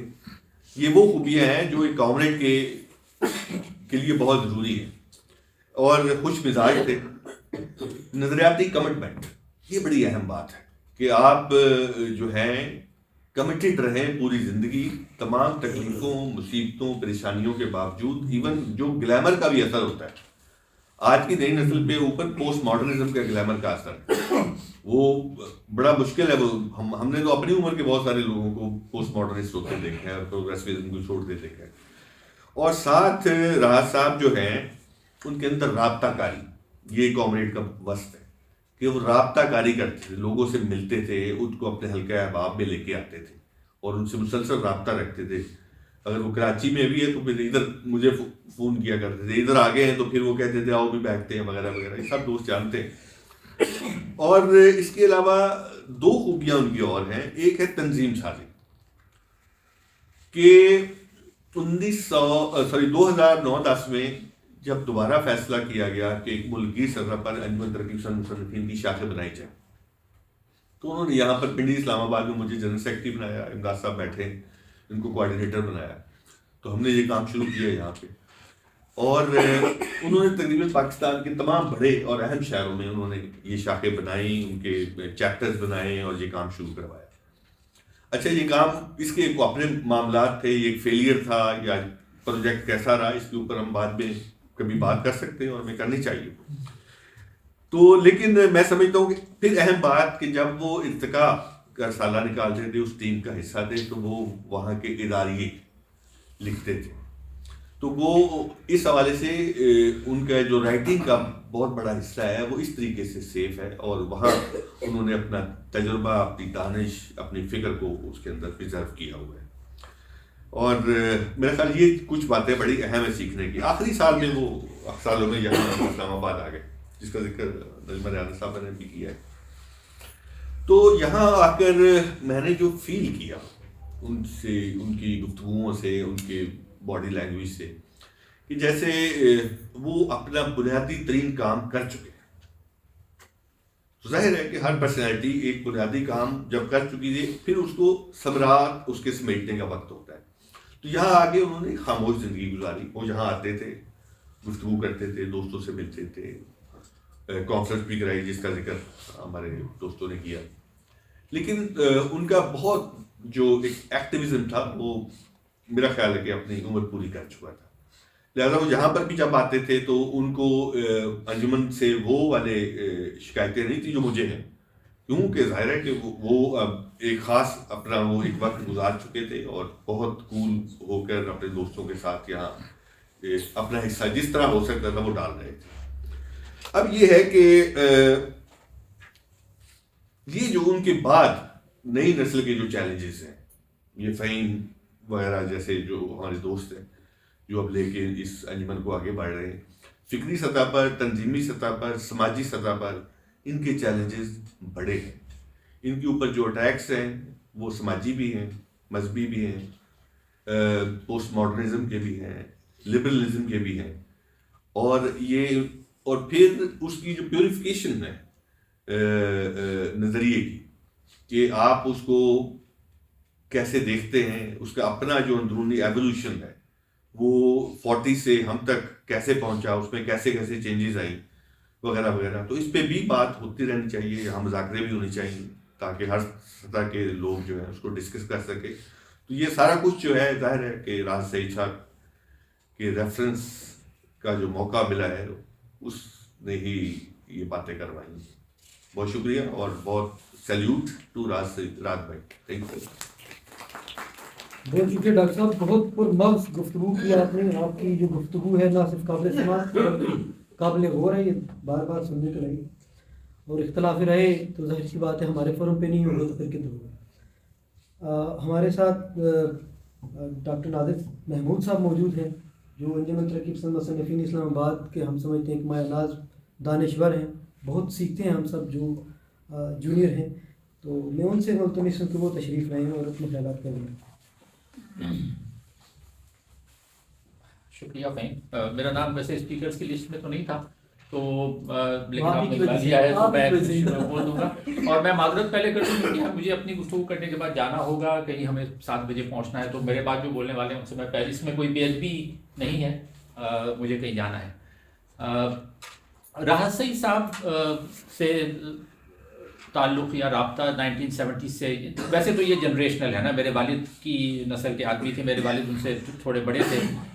ये साल हम पे बड़ा गिरा गुजरा है। खुद मेरे वालिद का इंतकाल हुआ 92 साल की उम्र में, जून में। राहत सईद साहब भी तकरीबन 85 साल की उम्र पाके फौत हुए अक्टूबर में। उसके बाद सईदा कज़रत साहिबा 7 नवंबर को फौत हुई। तो एक के बाद हमारे जो है ना चिराग बुझते चले जा रहे हैं, सिलसिला वाला की कहानी लगती है। तो इनसे हम तालिब इल्म, क्योंकि मेरे वालिद के दोस्तों में से थे, तो उस वक्त जो कराची में बाएं बाजू के जो लोग थे, तरक्की पसंद लोग थे 70s में, हम तो ज़ाहिर है स्कूल और कॉलेज के लोग थे, लेकिन तमाम लोग एक दूसरे को जानते थे। तो इनका ताल्लुक़ उस ज़माने में जो तरक्की पसंद लोग कराची में थे, हम ये जानते हैं कि वो जहाँ दूसरी तकसीमें हुई वहाँ एक तकसीम जो है वो चीन नवाज़ और रूस नवाज़ वाली भी हो गई थी। मेरे वालिद जो थे वो रूस नवाज़ ग्रुप में शामिल थे, तरक्की पसंदों के या लेफ़्ट के बाएं बाजू के लोगों में, और राहत सईद साहब जो है वो चीन नवाज़, क्योंकि ये PIA में इनकी मुलाजमत हो गई थी 1970s में, और वो तुफ़ैल अब्बास एक ग्रुप होता था। तो तुफ़ैल अब्बास साहब भी PIA के एक ट्रेड यूनियनिस्ट लीडर थे, और जब भुट्टो साहब की हुकूमत आई तो भुट्टो साहब का रुझान खुद भी चूँकि चाइना की तरफ था, तो जो प्रो चाइना लोग थे इनकी तरफ रिलेटिवली रुझान जो है वो हल्का था, और जो प्रो रशिया लोग थे वो ज़्यादा अताब का उस दौरान में भी शिकार रहे। तो ये 70s में, लेकिन ये नज़रियाती रूस और चीन के इख्तलाफात के बावजूद ज़ाहिर है चूँकि बुनियाद तो एक ही थी, तरक्की पसंदीत थी, तो आपस में मुलाकातें रहती थी, मुलाकातें होती थी, बहस मुबाहिसे होते थे। और जब भुट्टो साहब को हटाया गया तो उसके बाद जो ज़ियाउल हक के ख़िलाफ़ जो मूवमेंट चली, तो उसमें वो तमाम जो तरक्की पसंद लोग थे वो किसी न किसी हवाले से शामिल रहे। अच्छा, इस तब सारे पीरियड में चूँकि राहत सईद साहब ज़ाहिर है PIA में मुलाजिम थे, तो इनकी जो ज़्यादातर सरगर्मी थी वो PIA में ट्रेड यूनियन इज़म में ज़्यादा। तो इनका पहला हवाला जो बनता है वो ट्रेड यूनियन के हवाले से बनता है उस 70s में PIA में। उसके बाद जो अगला बड़ा इनका कारनामा है 80s का, 80s में तो मैं खुद मुल्क से बाहर चला गया था, लेकिन जब ज़ियाउल हक मर गया या जहन्नम वासिल हुआ, तो उसके बाद 89 में रिसाला निकाला गया है इर्तिक़ा। तो उसमें राहत सईद साहब का बहुत बड़ा कंट्रीब्यूशन था। हम उस वक्त जूनियर थे, मैं कोई 25 साल का हूँगा, और हम इन सीनियर्स के साथ, उसमें जो 4-5 लोगों का ग्रुप था जिनसे हमने बहुत सीखा, जो इनके इर्तिक़ा के बानियों में से थे। तो उसमें डॉक्टर मोहम्मद अली सिद्दीकी साहब थे, हसन आबिद साहब थे, वाहिद बशीर साहब थे, फ़कीर मोहम्मद लाशारी साहब थे, लेकिन वो फिर उनका इंतकाल हो गया जल्दी, तो वो उस ग्रुप से अलग हो गए थे। तो ये 4-5 लोग थे जिन्होंने इर्तिक़ा निकाला, और इर्तिक़ा में भी इनका राहत सईद साहब का कंट्रीब्यूशन सबसे ज़्यादा मैनेजमेंट में ज़्यादा रहा। एक तो इदारिया लिखते थे ये उसका, और दूसरा उसको मैनेज करना, यानी वो ज़ाहिर है उस वक्त वो कंप्यूटर की कंपोजिंग नहीं हुई थी, तो ज़्यादातर किताबत हुआ करती थी, बटर पेपर ये, तो वो हम जाते थे तो वो हमें फिर दे देते थे कि बेटा ये इसकी प्रूफ रीडिंग कर दो, तो 2-2 3-3 दफ़ा प्रूफ रीडिंग हो रही है, वो मार्क करके चल रहा है, सारा कुछ एक पूरा प्रोसेस होता था। और लेकिन कोशिश ये लोग, ये हमारे सीनियर जो 4-5 जो मैंने नाम लिए हैं, इनकी कोशिश होती थी कि वो 3 में सहमाही था, तो वो हर 3 महीने में वो रिसाला बाकायदगी से आ जाया करता था।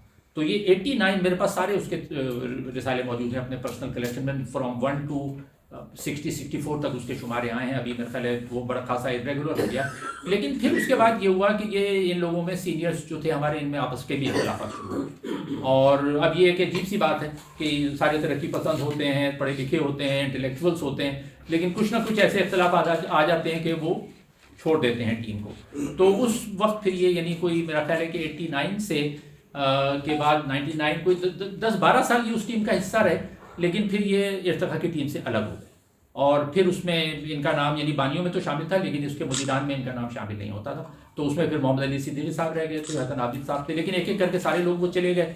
फिर फाइनली वो इर्तिक़ा का रिसाला जो है वो डॉक्टर जाफ़र अहमद के हिस्से में आया। तो आखिरी जो चंद शुमारे हैं वो डॉक्टर जाफ़र अहमद साहब ने निकाले, और तो इर्तिक़ा एक इनका राहत सईद साहब का एक बड़ा उसमें कंट्रीब्यूशन रहा। और उसके बाद फिर ये ज़ाहिर है PIA की मुलाजमत के बाद रिटायर हो गए गालिबन 2000 में। तो उसके बाद 2000 के बाद इनके जो पिछले साल थे, जिस पे दोस्तों ने भी बात की, वो ज़्यादातर तंजीम साजी में और ऑर्गेनाइज करने में चीज़ों को गुजरे। दूसरी जो उनकी खूबियाँ भी बयान की गई, ज़ाहिर है वो एक यारबाश आदमी थे, खुशबाश आदमी थे, हंसमुख आदमी थे, नौजवानों को इनकरेज करते थे, याददाश्त उनकी बहुत अच्छी थी, मेमोरी बहुत अच्छी थी, और उन्होंने एक बहुत सरगर्म और फ़ाल ज़िंदगी गुजारी। लेकिन उसके साथ साथ ये भी कहना पड़ता है, हमने मैं उसको खामी तो नहीं गिनूंगा, लेकिन मैं ये ज़रूर कहूँगा कि खुद जिसमें मेरे अपने वालिद साहब भी शामिल हैं, कि उन्होंने तकरीबन आखिरी 25 साल जो है उनको इतना पोटेंशियल था कि ये लोग बहुत कुछ लिख सकते थे, बहुत कुछ लिख सकते थे। मेरे वालिद हैं, राहत सईद साहब हैं, इवन असलम अज़हर हमारे उस्ताद हुआ करते थे, उनसे हम आखिर में कहते रहे भाई लिख दें। इन लोगों ने अपनी बायोग्राफी तक नहीं लिखी, यानी दे वर ट्रेजर ट्रोव ऑफ इंफॉर्मेशन। राहत सईद साहब लेफ्ट की मूवमेंट की इतनी इंफॉर्मेशन थी कि आप उनके साथ बैठ जाएं तो बस वो बोलते थे, यानी वो कहे और सुना करे कोई, इतना कुछ उनके पास था। अब हम उनसे कहते रहते, जब मुलाकात हुई मैं कहता राहत भाई कुछ लिख दें, राहत भाई कुछ लिख दें, अपनी याददाश्तें लिख दें, मेमोइर्स लिख दें, कुछ तर्जुमे कर लें, कुछ नज़में लिख दें, कुछ अफसाने लिख दें, कुछ कर दें। लेकिन वो जाहिर है कि दूसरी तमाम चीज़ों में इतने ज़्यादा मसरूफ़ रहे। जाहिर है अब उनका एक पर्सनल चॉइस होता है किसी भी शख्स का अपनी ज़िंदगी गुजारना, लेकिन वो ये मैं इसलिए कह रहा हूँ, कोई तनकीद नहीं कर रहा या खामी नहीं बता रहा, लेकिन मैं उन लोगों के लिए कि जो हमारे आने वाले दोस्त हैं जो कि 70-80 साल के हो चुके हैं, जिन्हें ज़्यादा लिखना चाहिए अपनी याददाश्तें, जैसे इम्ताद आकार साहब बैठे हुए हैं, इनको अपनी याददाश्तें लिखनी चाहिए, और बाकी जो लोग हैं उनको अपनी याददाश्तें पढ़ेंगे अभी तो मैं तो अपनी जो कुछ आपने देखा है, जिन मराहिल से आप गुजरे हैं, जिन शख्सियात से आपकी मुलाकात हुई है, उसको लिख देना ये पोस्टैरिटी के लिए, आने वाली नस्लों के लिए मेरे ख्याल में कर्ज होता है जो हमें अदा करना चाहिए। यानी और उसके लिए ये ज़रूरी है कि हम वो जो कहा जाता है ना कि जैसे माशरों को जो है वो कन्वर्सेशन से कंपोजिशन की तरफ जाना चाहिए। हमारा माशरा मजबूत तौर पे कन्वर्सेशन से कंपोजिशन की तरफ नहीं गया, यानी हम गुफ्तार के राजी, हम बातें ज़्यादा करते। तो इसी तरह बहुत से लोग हैं, अफराद, जो कि वो गुफ्तारी और रफ्तारी ज़्यादा होते हैं और वो कलमकारी से गुरेज करते हैं। तो मैं ये इसलिए कह रहा हूँ कि ये हमें सीखने की ज़रूरत है कि अगर तो सलाहियत ही नहीं है वो तो एक अलग बात है ना, कि भाई आपने पढ़ा नहीं, आपको लिखना नहीं आता, वो एक अलग। लेकिन अगर सलाहियत है और उसको प्रॉपर इस्तेमाल नहीं किया जा रहा, तो मुझे ज़ाती तौर पर इसका दुख होता है कि किसी में अगर सलाहियत है और वो गुफ्तारी और रफ्तारी का मतलब, गुफ्तारी तो आप कहते हैं कन्वर्सेशनलिस्ट, राहत सईद साहब भी वॉज अ ग्रेट कन्वर्सेशनलिस्ट। आप उनकी बातें सुने तो वो मतलब कन्वर्सेशन बहुत अच्छी थी, और इसी तरह वो तेज़ रफ्तार आदमी थे, यानी कोई काम जो भी करते थे। 90s में उन्होंने Irtika institute of social sciences के अंदर में बेशुमार सेमिनार्स करवाए, बेशुमार कॉन्फ्रेंसेस करवाए, और वो बहुत अच्छे ऑर्गेनाइजर थे और बहुत तेज़ रफ्तारी से, बल्कि हम जूनियर थे उनके साथ काम, हम देखो जाते थे, ये करो, ये करना, ये करना, ये करना, बहुत तेज़ रफ्तारी से काम करने वाले। तो लेकिन वो कलमकारी की तरफ नहीं आए। अगर वो आ जाते तो मेरे ख्याल में एक बहुत बड़ा वो और मज़ीद अच्छा तहरीरी सरमाया वो छोड़ सकते थे। मजमूई तौर पे उन्होंने, जैसे मैंने कहा, कि एक बहुत फ़ाल और भरपूर ज़िंदगी गुजारी।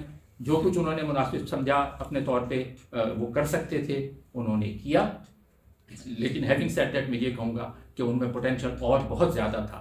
वो अगर चाहते तो बहुत कुछ मज़ीद तहरीरी तौर पर छोड़ सकते थे। तो हमारे बड़े थे, बुज़ुर्ग थे, लेकिन ये इसका कल्प मुझे रहेगा कि जो कुछ उनकी याददाश्तें थीं वो सब वो मेरे वालिद ने नहीं लिखा, वो तो thanks to doctor Jafar Ahmad कि उन्होंने मेरे वालिद के साथ बैठ के तवील इंटरव्यू करके उनकी बायोग्राफी तैयार कर ली, लेकिन और वो छपकर भी आ गई। लेकिन अगर वो डॉक्टर जाफ़र वो काम ना करते तो मेरे अब्बा की भी पूरी तारीख जो थी 92 साल की वो गुम हो जाती। तो राहत सईद साहब हमेशा हमें याद रहेंगे, उनका बहुत बड़ा कंट्रीब्यूशन है, हमने उनसे बहुत कुछ सीखा है, और हम में से बहुत से लोगों के लिए वो मशाल राह भी हैं। हमें उनको याद, उन जैसे लोगों को याद रखना चाहिए, उन्हें भी याद रखना चाहिए और उनसे सीखना चाहिए। बहुत बहुत शुक्रिया।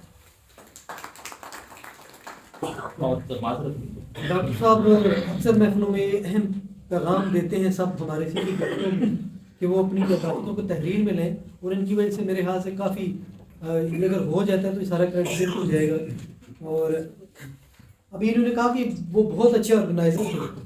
हमारे साथ दोस्त बैठे सीनियर, उनको देख के भी मुझे याद आया कि जब यहाँ हमने एफ्रो एशियन राइटर्स कॉन्फ्रेंस की इस्लामाबाद में, तो तंजीमी अमूर में इख्तिलाफ राय भी हो जाते हैं, तो बहुत सारे दोस्त हमारे उसमें शामिल नहीं हुए यहाँ के। इस तरह हम उसमें ऑडियंस को भी बहुत ज़्यादा मोबिलाइज नहीं कर सके। लेकिन राहत सईद साहब ने उसको इतना ईजी लिया, इतना लाइटली लिया। हम चंद लोग उनके साथ थे मजमा रहना में, हमने थाईलैंड और बाकी मुल्कों से आए हुए جو ہمارے دوست تھے ان کو ایئرپورٹ سے ریسیو بھی کیا, یہاں کانفرنس ہوئی, وہاں بہت عمدہ گفتگو بھی ہوئی, اور اس حوالے سے اس سطح پہ وہ بہت ہی کامیاب کانفرنس رہی.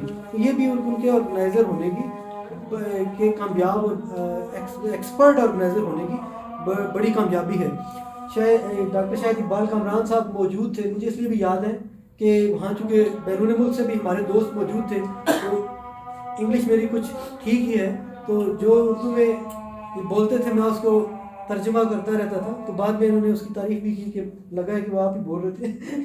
بہرحال ہمارے ساتھ اب میں نے جیسے میں نے کہا کہ بہت سینئر علمی اور ربی شخصیت ہے, بہت محترم ڈاکٹر شاہد اقبال کامران صاحب, آپ اس سے بیٹھ کے یہ گفتگو کریں گے. آپ کیمرہ ان کے لیے سیٹ کر دیں.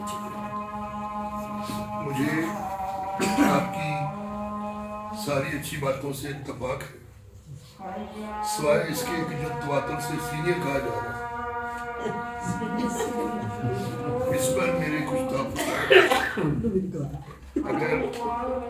اگر ہمیں سکھایا گیا ہے کہ اعمال کا دار و مدار نیتوں پر ہوتا ہے, اگر آپ لوگوں کو میری نیت کا علم ہو تو آپ مجھے 16-17 سال کا لڑکا ہی کیا کچھ یہی رشتہ, یہی تعلق خوش گفتاری کا ہمارے دوست راحت سعید صاحب کے ساتھ تھا. بہت ساری باتیں ہوئی راحت سعید صاحب کے ساتھ کے بارے میں. میں جس طرح سے ان کی محبت کرنے کے اسلوب کو سمجھ سکا ہوں, یا بہت زیادہ اور بہت اچھا لکھنے والے بڑے کم گفتار اور کم گو لوگ ہوتے ہیں. یا تو آپ کے پاس کہنے کے لیے بہت کچھ ہو, یہ ایک بات ہے, یا آپ کے پاس کرنے کے لیے بہت کچھ ہو, یہ دوسری بات ہے. ہمارا جو معاشرہ ہے, پہلی بات میں ایک بھول گیا کہنے کے لیے کہ میں اٹھا اس لیے نہیں کہ یہ اسلام آباد ہے, کوئی اپنی جگہ نہیں چھوڑتا, میں کچھ ہوں. یہ جو تقسیم ہے کہنے اور کرنے میں, راحت سعید صاحب بہت میرے دوست نے وہ پوری ایک تاریخی تناظر دے دیا ترقی پسندوں کا, انجمن ترقی پسند مصنفین کا, کیمبرسٹ دوستوں کا. یہ قدیم کی بات ہے. میرا تعلق بنیادی طور پر فیصل آباد میں, فیصل آباد ایک پروگریسو سٹی ہے, تو وہاں کی بار میں ایک بہت بزرگ کمیونسٹوں کی گفتگو سن رہے تھے. وہ کہنے لگے بھائی بات سنیں, بہت ہو گیا, کہ کمیونسٹ بہت ہی برے لوگ ہوتے ہیں, بہت برے. تو وہ بزرگ تھے, خاموش ہو گئے. ایک نے ہمت کی, حضور آپ کیسے اتنے یقین سے کہہ رہے ہیں کہ کمیونسٹ بہت برے لوگ؟ کہتے میں خود رہا ہوں. میں خود رہا ہوں, مجھے پتہ ہے. ایسے ماحول میں, ایسے معاشرے میں جہاں رائے کی بنیاد عقیدے پر ہو, جہاں مسلمات طے شدہ ہو,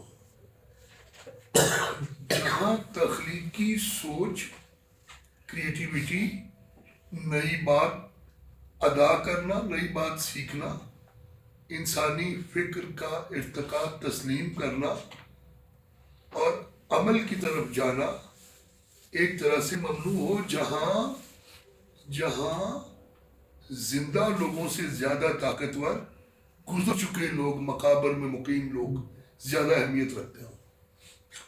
تو ایسے معاشرے میں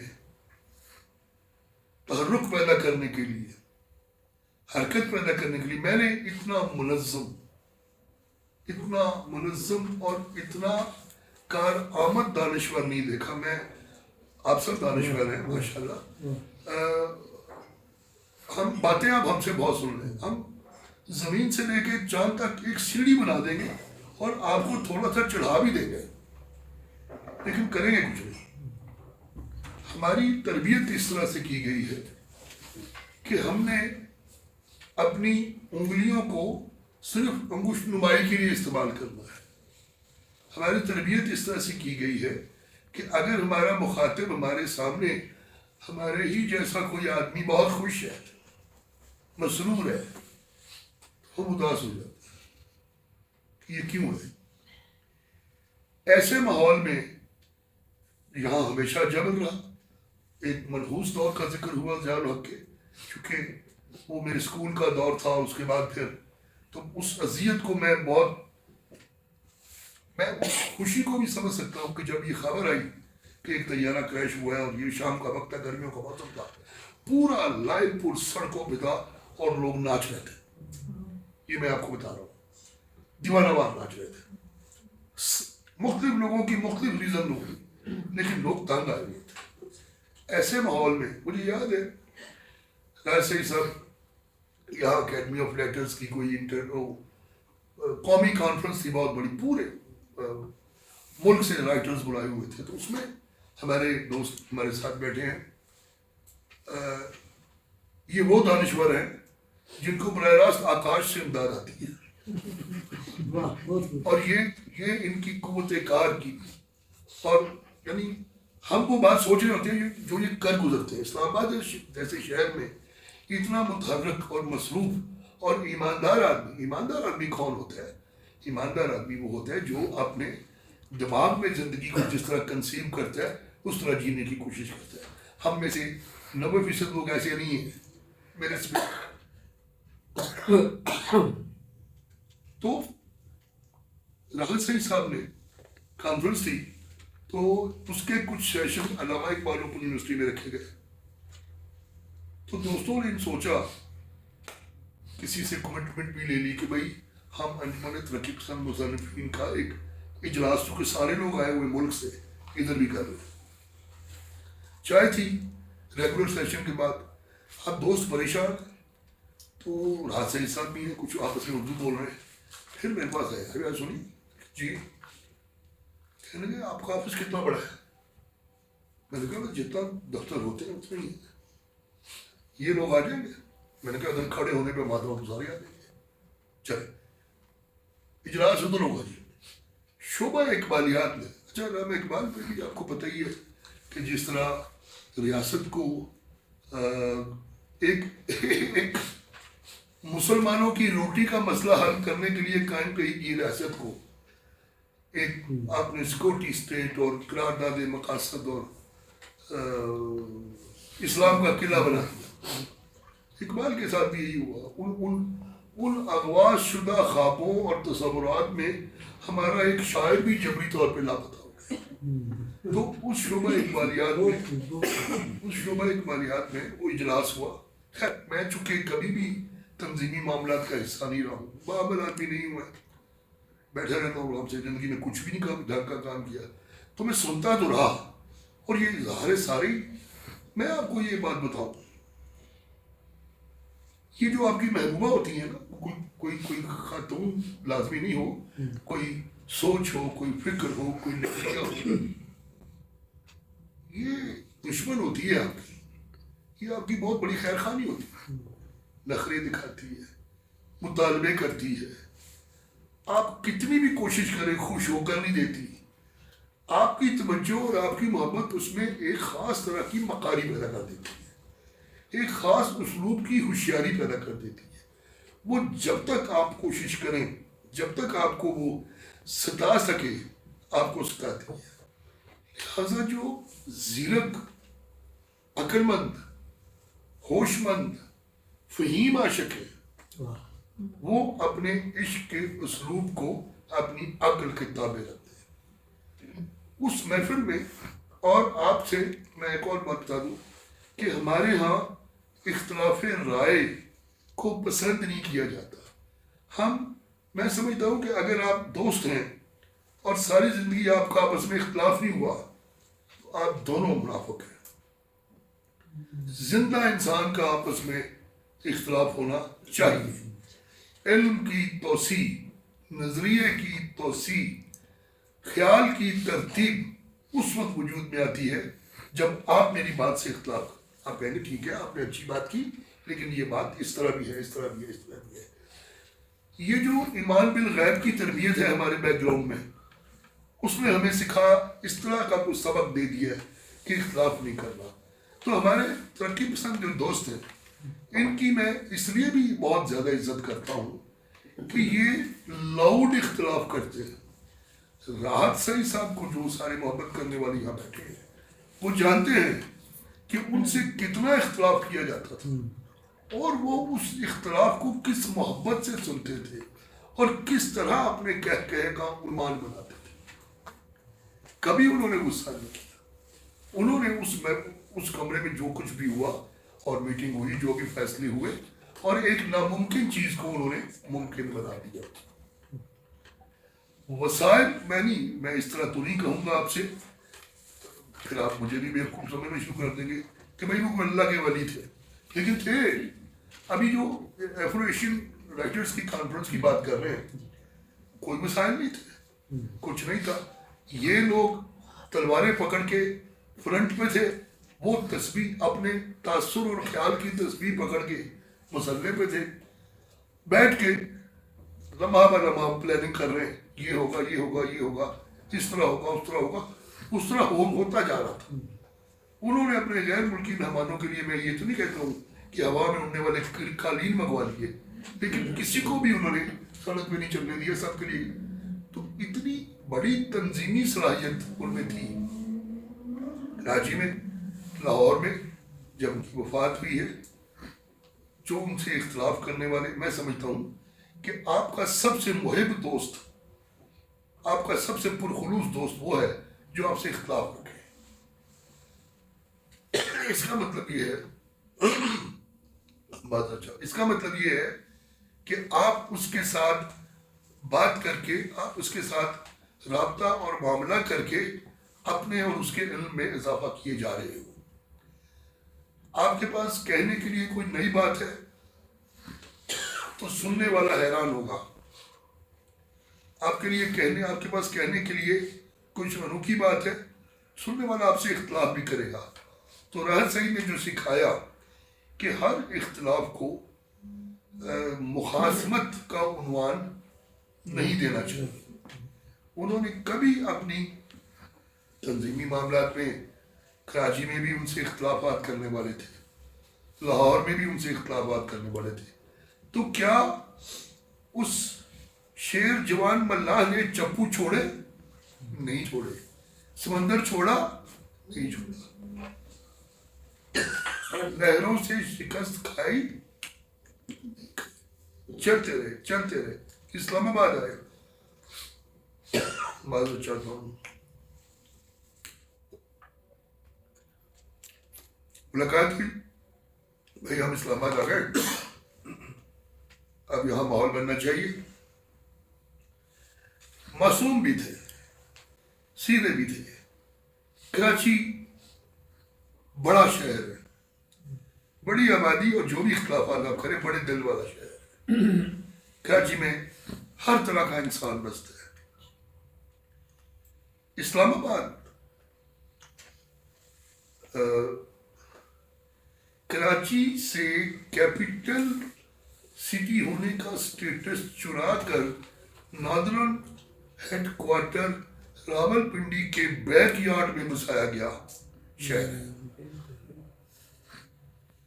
بہت بڑا رقبہ نہیں ہے, بہت کشادہ نہیں ہے.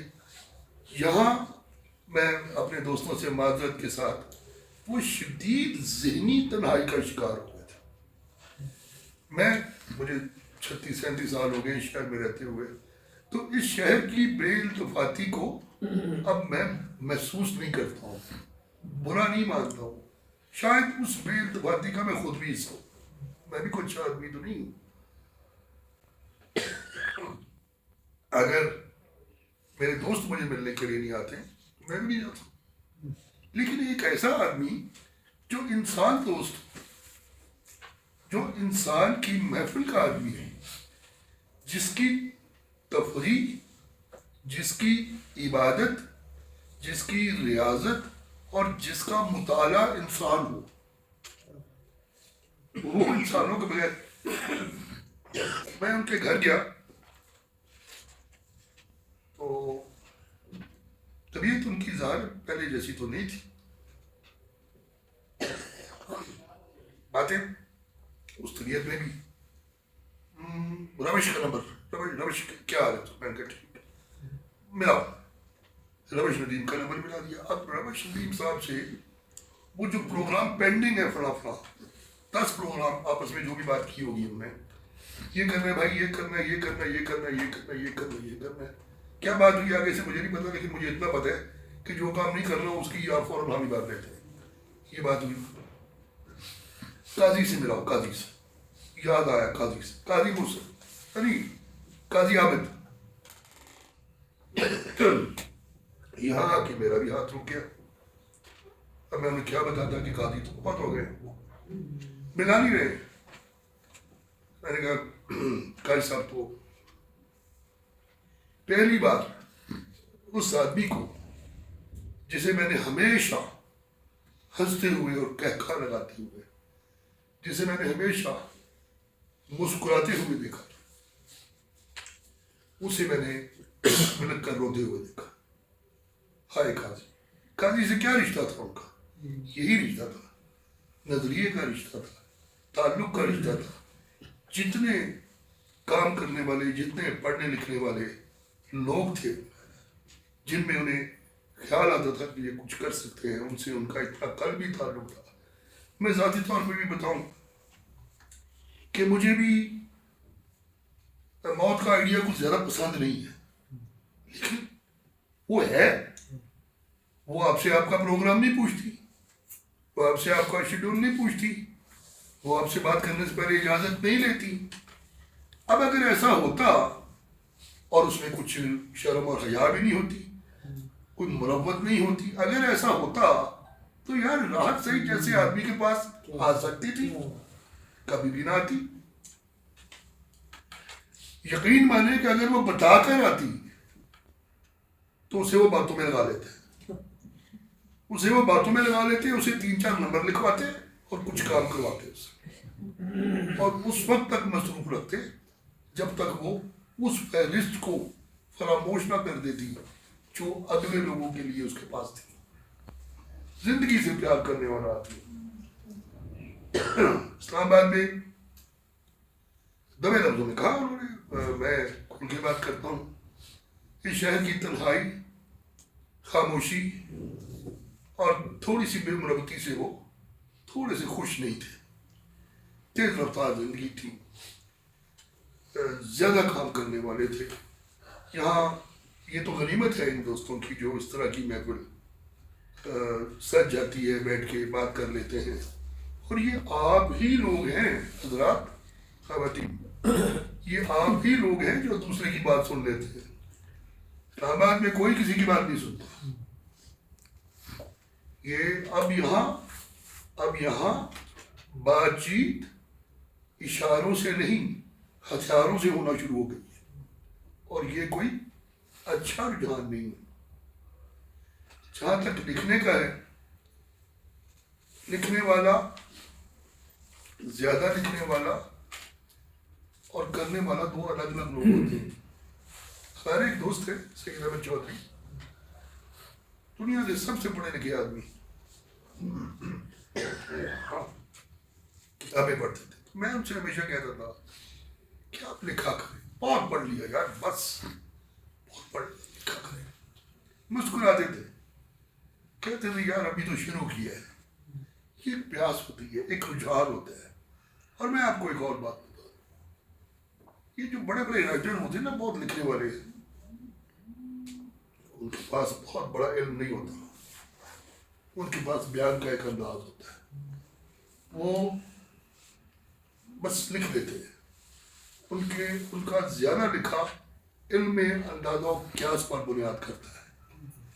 ये लोग जो पढ़ने की लत लग जाती है जिन्हें, उनकी प्यास बढ़ती जाती है हर नई चीज, वो अपने इस अज़्म को, इस इल्म को, इस रुझान को राहत सही साहब अपने अमल से पूरा करते थे। बाकी वो उस अल्लाह के पास है, और यकीनी तौर पे उन्होंने जन्नत में भी कोई ना कोई तंजीम बना ली होगी, और कोई ना कोई वहाँ एक आध सेक्शन उनसे इख्तलाफ करके अलग तंजीम बना चुका होगा, और ये मामले चल रहे होंगे। जिंदगी चलती रहती है, हमारे नौजवान बैठे हैं, वैसे ज़िमनन बात करूँ राहत सईद साहब के अमल को समझाने के लिए। अलामा इकबाल की मशहूर वो है रिकंस्ट्रक्शन ऑफ रिलीजियस लेक्चर, उसका दिमाचा एक सफ़े का है, एक इधर 2 सफ़े। उसकी पहली सतर में लिखा हुआ जुमला है कि जहां तक मैं समझ सका हूं कुरान का रुझान फिक्र की बजाय अमल पर है। मैं आपसे इन नौजवानों को ये बताना चाहता हूं कि राहत सईद का तर्ज ज़ीस्त फिक्र की बजाय अमल पर। फिक्र उनके दिलो दिमाग में थी, और चूंकि हमारे यहाँ अमल की कमी है, हम सोचते हैं, हम सोचने वाले लोग हैं, हम करने वाले लोग नहीं हैं। अगर हम करने वाले लोग हों तो फिर मुआशरा राहत सईद के लिए एक ऐसा शानदार ख्वाब बन जाएगा जिसको वो बार बार देखना चाहे। राहत सईद साहब खुश रहिए। Thank you. बहुत शुक्रिया सर, बहुत उम्दा गुफ्तगू फरमाई। सदर मजलिस अली सफदर साहब जो उनके साहबजादे उन्होंने आना था, लेकिन कराची में कुछ मामलात की वजह से उन्होंने एक पैगाम मुख्तसर सा भेजे, उनका आप वो पढ़ के अपने दोस्तों को सुनाइएगा, उसको रिकॉर्ड करें। अली सफदर साहब का पैगाम है जी। PWA इस्लामाबाद तंजीम के अहदेदारान और मेंबर्स को सलाम। माजरत कि मैं इस प्रोग्राम में आप लोगों के दरमियान मौजूद नहीं हूँ। आप तमाम ख़ातीन व हज़रात का तहे दिल से शुक्रगुजार हूँ और रहूँगा कि आप मेरे वालिद मोहतरम को याद कर रहे हैं। अपने वालिद की ज़िंदगी के बारे में एक मुख्तसर जुमले में बयान करना चाहूँ तो वो यूँ है कि उनकी ज़िंदगी भर की कोशिश अपने असूलों पर कायम रहना थी, और मैं समझता हूँ कि वो इस मकसद में कामयाब रहे। प्लेटो के बारे में कहा जाता है कि उसके इल्म के महवर 3 कंसेप्ट्स थे, लव, ब्यूटी एंड जस्टिस। मैंने भी अपने वालिद को ज़िंदगी में इन तीनों कंसेप्ट्स को अहमियत देते पाया। मेरी कोशिश होगी कि अगले PWA के प्रोग्राम में आप लोगों के दरमियान मौजूद हूँ। आप सबका बहुत बहुत शुक्रिया। ये अली सरदार साहब की बैठ की बात करें, सेटिंग करें। सोमो ज्ञान चंदानी, सिफ्ते हसन, ज़हीर काश्मीरी, अब्दुल्ला जमाल दीनी, फ़खर जमान और बहुत सारे लोग उस कॉन्फ्रेंस में मौजूद थे। मैं ये बात इसलिए भी कहना चाहता हूँ कि ये मेरा एजाज़ भी है कि उसमें जो कमेटी बनी उस कॉन्फ्रेंस का डिक्लेरेशन लिखने के लिए, मैं उस कमेटी का मेंबर था। उस वक्त मैं आपकी उम्र में ही था, तकरीबन 34 ईयर्स। और उस कमेटी में जो खातून थी खदीजा गौहर, फरियाल गौहर और बदिया गौहर की अम्मी, वो भी उस कमेटी के मेंबर थे। उस कॉन्फ्रेंस में अगर हम राहत सईद के लिटरेरी एक्टिविज्म की बात करते हैं तो वो एक बहुत बड़ा इवेंट था कि जिसमें इंडिया से, इंग्लैंड से और पूरे पाकिस्तान से तरक्की पसंद लोग उसमें शरीक थे। ये शायद मैं इसलिए भी बता रहा हूँ कि शायद आप में से बहुत सारे लोग उस इवेंट से शायद वाकिफ ही नहीं है, जहाँ से राहत सईद का तारुफ शुरू हुआ एक लिटरेरी एक्टिविस्ट के तौर पे। ये इर्तिका से पहले की बात है और वो करता थे उस सारी कॉन्फ्रेंस के जिसमें इंडिया, इंग्लैंड, पाकिस्तान से बड़े बड़े लोग शामिल थे। सिफ्ते हसन, अब्दुल्ला मलिक भी उसमें थे और लोग भी थे। तो ये एक बड़ा जो है ना, और ये मार्शल्लाह का ज़माना था, उस वक्त का मार्शल्लाह अरूज पे था। आपने मार्शल्लाह में उन्होंने जितना बड़ा काम किया वो उस मार्शल्लाह के दौरान ही इतनी बड़ी कॉन्फ्रेंस की। उससे अगले साल कॉन्फ्रेंस लाहौर में हुई, डेमोक्रेटिक राइटर्स कॉन्फ्रेंस के नाम की, جو فخر زمان نے جس کے یہ سارا بندوبست کیا تھا، اس میں بھی تقریباً یہی لوگ سارے شامل تھے۔ میں اس کمیٹی میں تھا تو مجھ سے صبح گیان چندانی صاحب نے پوچھا کہ آپ ملتان سے ہیں؟ میں نے کہا جی میں ملتان سے ہوں۔ کہنے لگے کہ میں 1947 میں ملتان جیل میں تھا۔ میں نے کہا جی اس وقت میں ابھی پیدا ہی نہیں ہوا تھا، آپ اس سے پہلے ہی یہ جیلیں جو ہے وہ بھگت رہے تھے، سارا کچھ کر رہے تھے۔ تو ان کا ایکٹیویزم پہلا وہ تھا۔ اس کے بعد ایک اور وہ کام کرنا چاہ رہے تھے، انہوں نے کیا، وہ تھا فیض صاحب کی 100 سالہ سالگرہ۔ شاید آپ لوگوں کو اس کا پتہ ہے یا نہیں، انہوں نے مختلف شہروں کا دورہ کیا، لوگوں سے ملے، اور جب انہوں نے وہ لکھا تھا اپنا نوٹ، جو کنسپٹ نوٹ ہوتا ہے، ملتان میں میٹنگ تھی تو ان کا مجھے فون آیا کہ آپ بھی ملتان آ جائیں اور ہم یہ میٹنگ کر رہے ہیں۔ تو یہاں سے حارث خلیق اور میں، ہم دونوں گئے ملتان، اور ڈاکٹر نواز احمد اس وقت زکریا یونیورسٹی میں تھے، تو ان کے ہاں یہ میٹنگ ہوئی۔ انہوں نے وہ جو کنسپٹ نوٹ دیا تو میں نے اس کے اوپر اعتراض کیا، اس کنسپٹ نوٹ کے اوپر، لیکن راحت سعید صاحب چونکہ بہت بڑے آدمی تھے تو وہ اس اعتراض کو بھی بڑے شفقت کے ساتھ، بڑے پیار کے ساتھ سنتے تھے اور اس کا جواب دیتے تھے۔ میرا اس پہ اعتراض یہ تھا کہ انہوں نے اس کنسپٹ نوٹ میں جب پروگریسو رائٹرز کی بات کی تو اس میں انڈیا میں معروف نام تھے وہ تو سارے لکھے ہوئے تھے۔ پھر انہوں نے وہاں سے چھلانگ لگائی تو سیدھے پہنچے ناظم حکمت اور فضل الروضہ اور جو آپ جانتے ہیں جی بڑے بڑے جو نام اس طرح کے ہیں، محمود درویش اور ان کا نام۔ میرا اس پہ اعتراض تھا کہ یہ بارڈر کے پار جہاں ہم رہ رہے ہیں یہاں بھی کافی پروگریسو لوگ ہیں، تو آپ نے ان کا نام کیوں نہیں شامل کیا؟ ہاں بالکل آپ ٹھیک کہتے ہیں۔ شاید آکاش صاحب کو یاد ہو، اس کے بعد اگلی میٹنگ ہوئی تھی اسلام آباد میں اشفاق سلیم مرزا صاحب کے آفس میں نے پھر یہ اعتراض اٹھایا تو اشفاق سلیم مرزا صاحب نے کہا آپ بالکل ٹھیک کہتے ہیں اور راحت سعید صاحب آپ اس کا جواب دیں۔ تو انہوں نے کہا ٹھیک ہے میں یہ نام شامل کرتا ہوں۔ میں نے کہا مجھے بتائیں کہ پاکستان میں ان لوگوں کے برابر کے کون سے لوگ ہیں، بتائیں اور اس میں شامل کریں اپنے کنسرٹ نوٹ۔ تو وہ خیر یہ ساری باتیں سنتے تھے اور مسکراتے تھے اور جواب بھی دیتے تھے۔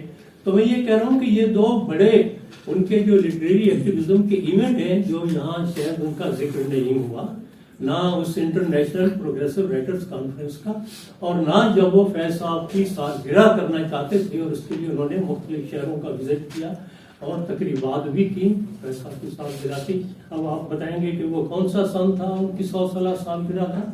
2011 2011 میں انہوں نے یہ سارا وزٹ بھی کیا اور سارا کچھ کیا۔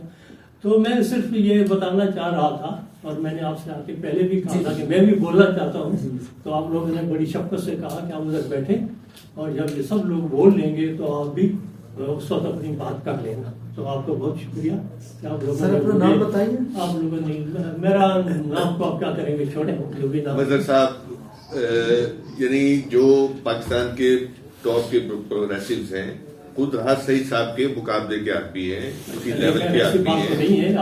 یہ آپ کی آئیڈی ہے، آپ یہ بات نہیں کر رہے ہیں، لیکن ہم سے پہلے کے جو لوگ ہیں جنہوں نے پاکستان بھر میں لیفٹ کے حوالے سے بہت کام، میں بہرحال اپنا جو اعزاز سمجھتا ہوں، مظہر عارف نام ہے، جو اعزاز میں اپنا سمجھتا ہوں راز صاحب کی وجہ سے کہ میں آپ کی عمر میں تھا، اس وقت ینگ تھا، اور میں اس کمیٹی کا ممبر تھا جس نے اس انٹرنیشنل پروگریسو رائٹرز کانفرنس کا ڈکلیریشن لکھا تھا اور اس کی ریزولوشن لکھی تھی۔ تو میں آج تک اس اعزاز کو اپنے سینے کے ساتھ چمٹائے ہوئے ہوں۔ مظہر صاحب آپ کی اور بہت ساری خدمات ہیں، آپ کے لیے اس کے لیے اچھا نہیں، اب اس میں پرابلم یہ ہوتا ہے کہ آدمی جب اپنے گھر میں بیٹھ جائے یا زیادہ، میں گھومتا پھرتا بھی ہوں لیکن تھوڑا گھومتا پھرتا ہوں، تو میں نے انہیں آ کے کہا تو پڑھا ابروز صاحب تو مجھے جانتے ہیں تھوڑا بہت، تو میں نے کہا جی میں بھی بولنا چاہتا ہوں، تو انہوں نے کہا جی یہ سب لوگ جب بول رہیں گے تو آپ ادھر بیٹھ جائیں تو بعد میں آپ پھر بات کر لیں۔ تو میں اس طرح آپ لوگوں کو بتانا چاہتا تھا راز صاحب کی تاریخ کو کریکٹ کرنے کے لیے اور لکھنے کے لیے کہ ان کا جو لٹریری ایکٹیویزم ہے وہ ارتقاء سے پہلے سے شروع ہوا ہے۔ ان کا وہ سب سے بڑا کارنامہ وہ انٹرنیشنل پروگریسو رائٹرز کانفرنس تھی جس میں اس وقت جتنے زندہ پروگریسو لوگ تھے بڑے بڑے، میں نے نام لیے، سو گیان چندانی اور ظہیر کاشمیری تھے، اس میں عبداللہ جمال دینی تھے، اور بہت سارے لوگ تھے، نہیں فیصل اس میں نہیں تھے، صرف حسن تھے، فیصل نہیں تھے، عبداللہ ملک تھے، یہ لوگ اس کانفرنس میں شریک تھے. تو میں صرف یہ بتانا چاہتا تھا تھوڑا سا ہسٹری، کہ جب آپ راحت سعید صاحب کے بارے میں کچھ کرنا چاہیں، لکھنا چاہیں، تو ان کا لٹریری ایکٹیویزم جو ہے اس میں انہوں نے بڑے بڑے کارنامے کر کے دکھائے ہیں. Thank you. بہت شکریہ.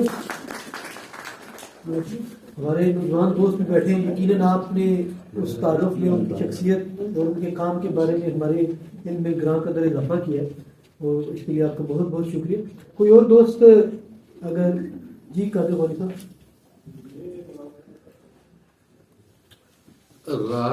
میں انجمن سے منسلک تو ہو گیا تھا کوئی 2014-15 میں آنا جانا، لیکن کبھی سوچا نہیں تھا کہ میں اس کی عہدیدار بھی ہوں گا اور الیکشن میں بھی آؤں گا.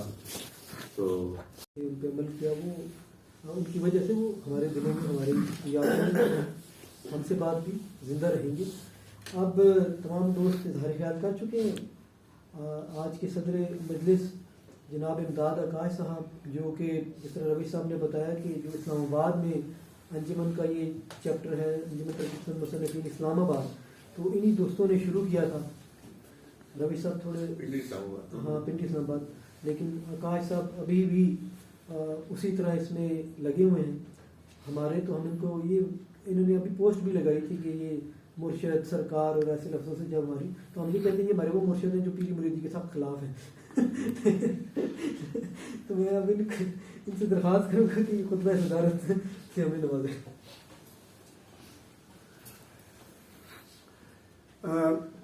کامران صاحب نے ذکر کیا کہ ان کے آفس میں ایک میٹنگ ہوئی تھی 2009-2010 ہوگا میرے خیال میں، مجھے پوری طرح سے یاد نہیں ہے. تو وہاں ہماری ملاقات راحت صاحب سے پہلی بار ہوئی تھی. حالانکہ ان کا نام میں 87-88 سے کراچی میں سنتا رہا. وہاں ذکاء الرحمان صاحب ایک بہت بڑے افسانہ نگار تھے کراچی کے، تو ان کے ساتھ میری بڑی ملاقات تھی. تو ان کی محفل میں بیٹھتے تھے تو راحت سعید صاحب کا بڑا نام جو ہے وہ سننے کو ملتا تھا. لیکن راحت صاحب سے ملاقات میری یہاں اسلام آباد میں آ کے ہوئی. اور راحت صاحب کو کام کرنے کا جنون تھا، اور وہ اتنے جنونی تھے کہ وہ نوجوانوں کو تھکا کے مار دیتے تھے، اور اتنی شدت کے ساتھ وہ کسی کام کے پیچھے پڑتے تھے کہ پھر آپ کو آرام نہیں کرنے دیتے تھے. میں بعض اوقات بہت زیادہ گھبرا جاتا تھا، تنگ آ جاتا تھا، لیکن بس وہ پش کرتے رہتے تھے اور وہ کام کروا کے چھوڑتے تھے. انجمن کے یہاں پہ واصف ارشد صاحب نے ایک بات کی کہ یہاں پہ کوئی نامینیشنز ہوتی ہیں. شروع میں کچھ نامینیشنز ہوئی ہیں یہاں، کیونکہ اس وقت ہم 4, 5 یا 7 لوگ ہوتے تھے کسی اجلاس میں، اور ہمارے کوئی اسٹرینتھ اتنی زیادہ نہیں تھی.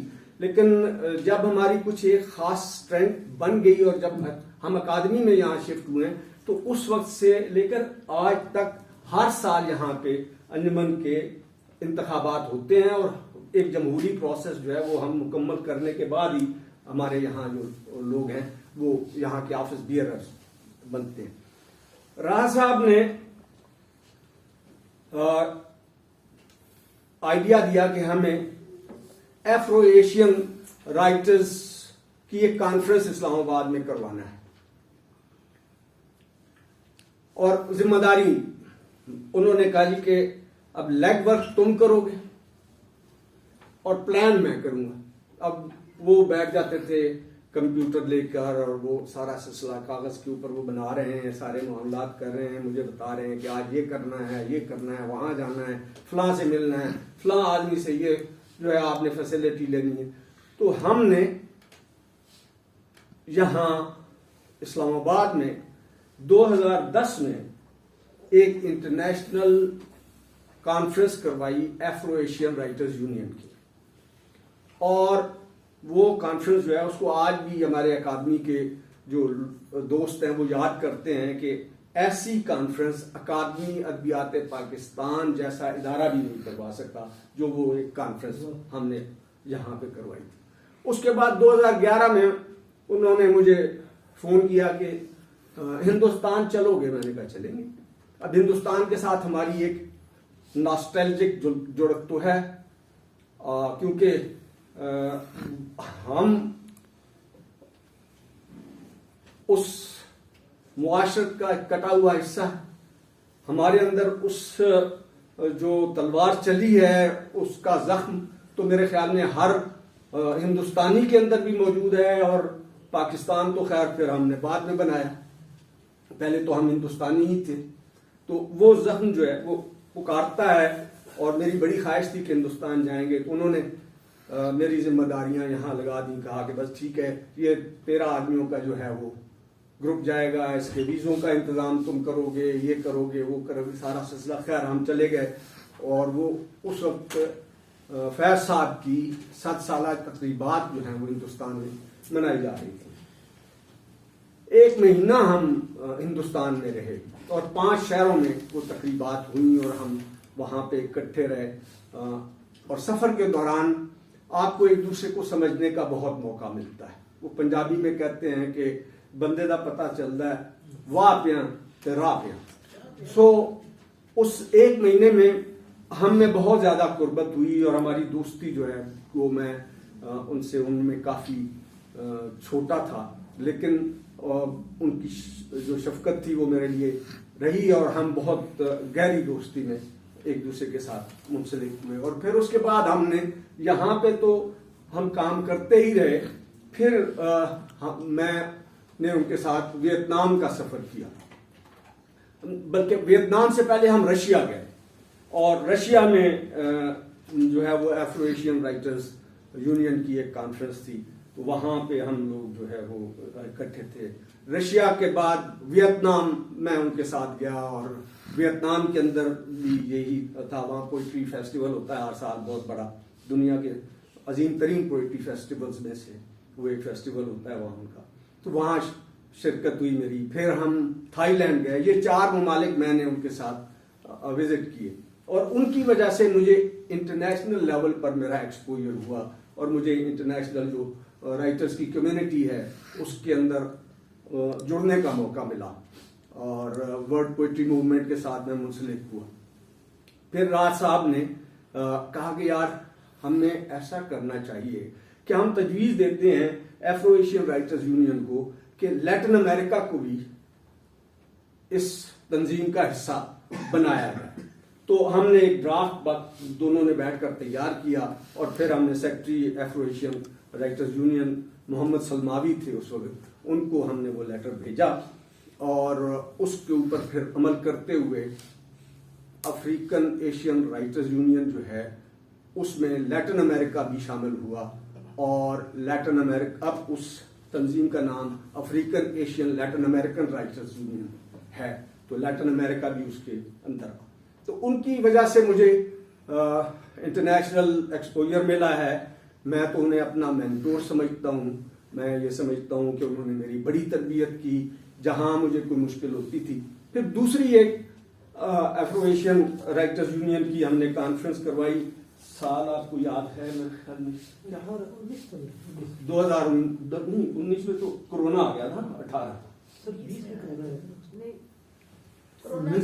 نومبر دسمبر میں، ہاں چلیے مجھے یاد نہیں، وہ پھر ہم نے کی وہ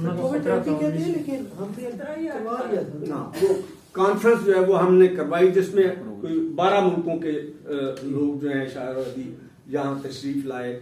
اس میں کچھ تھوڑے سے ہمارے اختلافات بھی ہوئے ان کے ساتھ، اور بہت سارے، اور اس اختلافات کی وجہ سے وہ کانفرنس اس سطح کی نہیں ہو سکی جو ہم نے پہلے کانفرنس کروائی تھی۔ ان کا جو سلسلہ تھا وہ جب کسی ضد پر اڑ جاتے تھے تو پھر وہ اڑ جاتے تھے، پھر ان سے ان کی جو کنوکشن ہے اس کو تبدیل کروانا ممکن نہیں ہوتا تھا، اور یہ میرے خیال میں ایک بڑے آدمی کی خامی ہے، اور خامیوں سے مبرہ تو کوئی بھی نہیں ہوتا، میں بھی نہیں ہوں.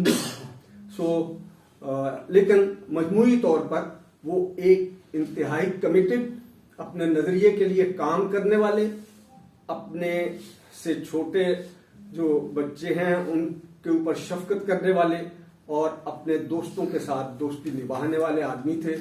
خدا ان کی قبر پر شبنم افسانی کرے. بہت شکریہ تمام دوستوں کی آمد کا، بہت شکریہ. ایک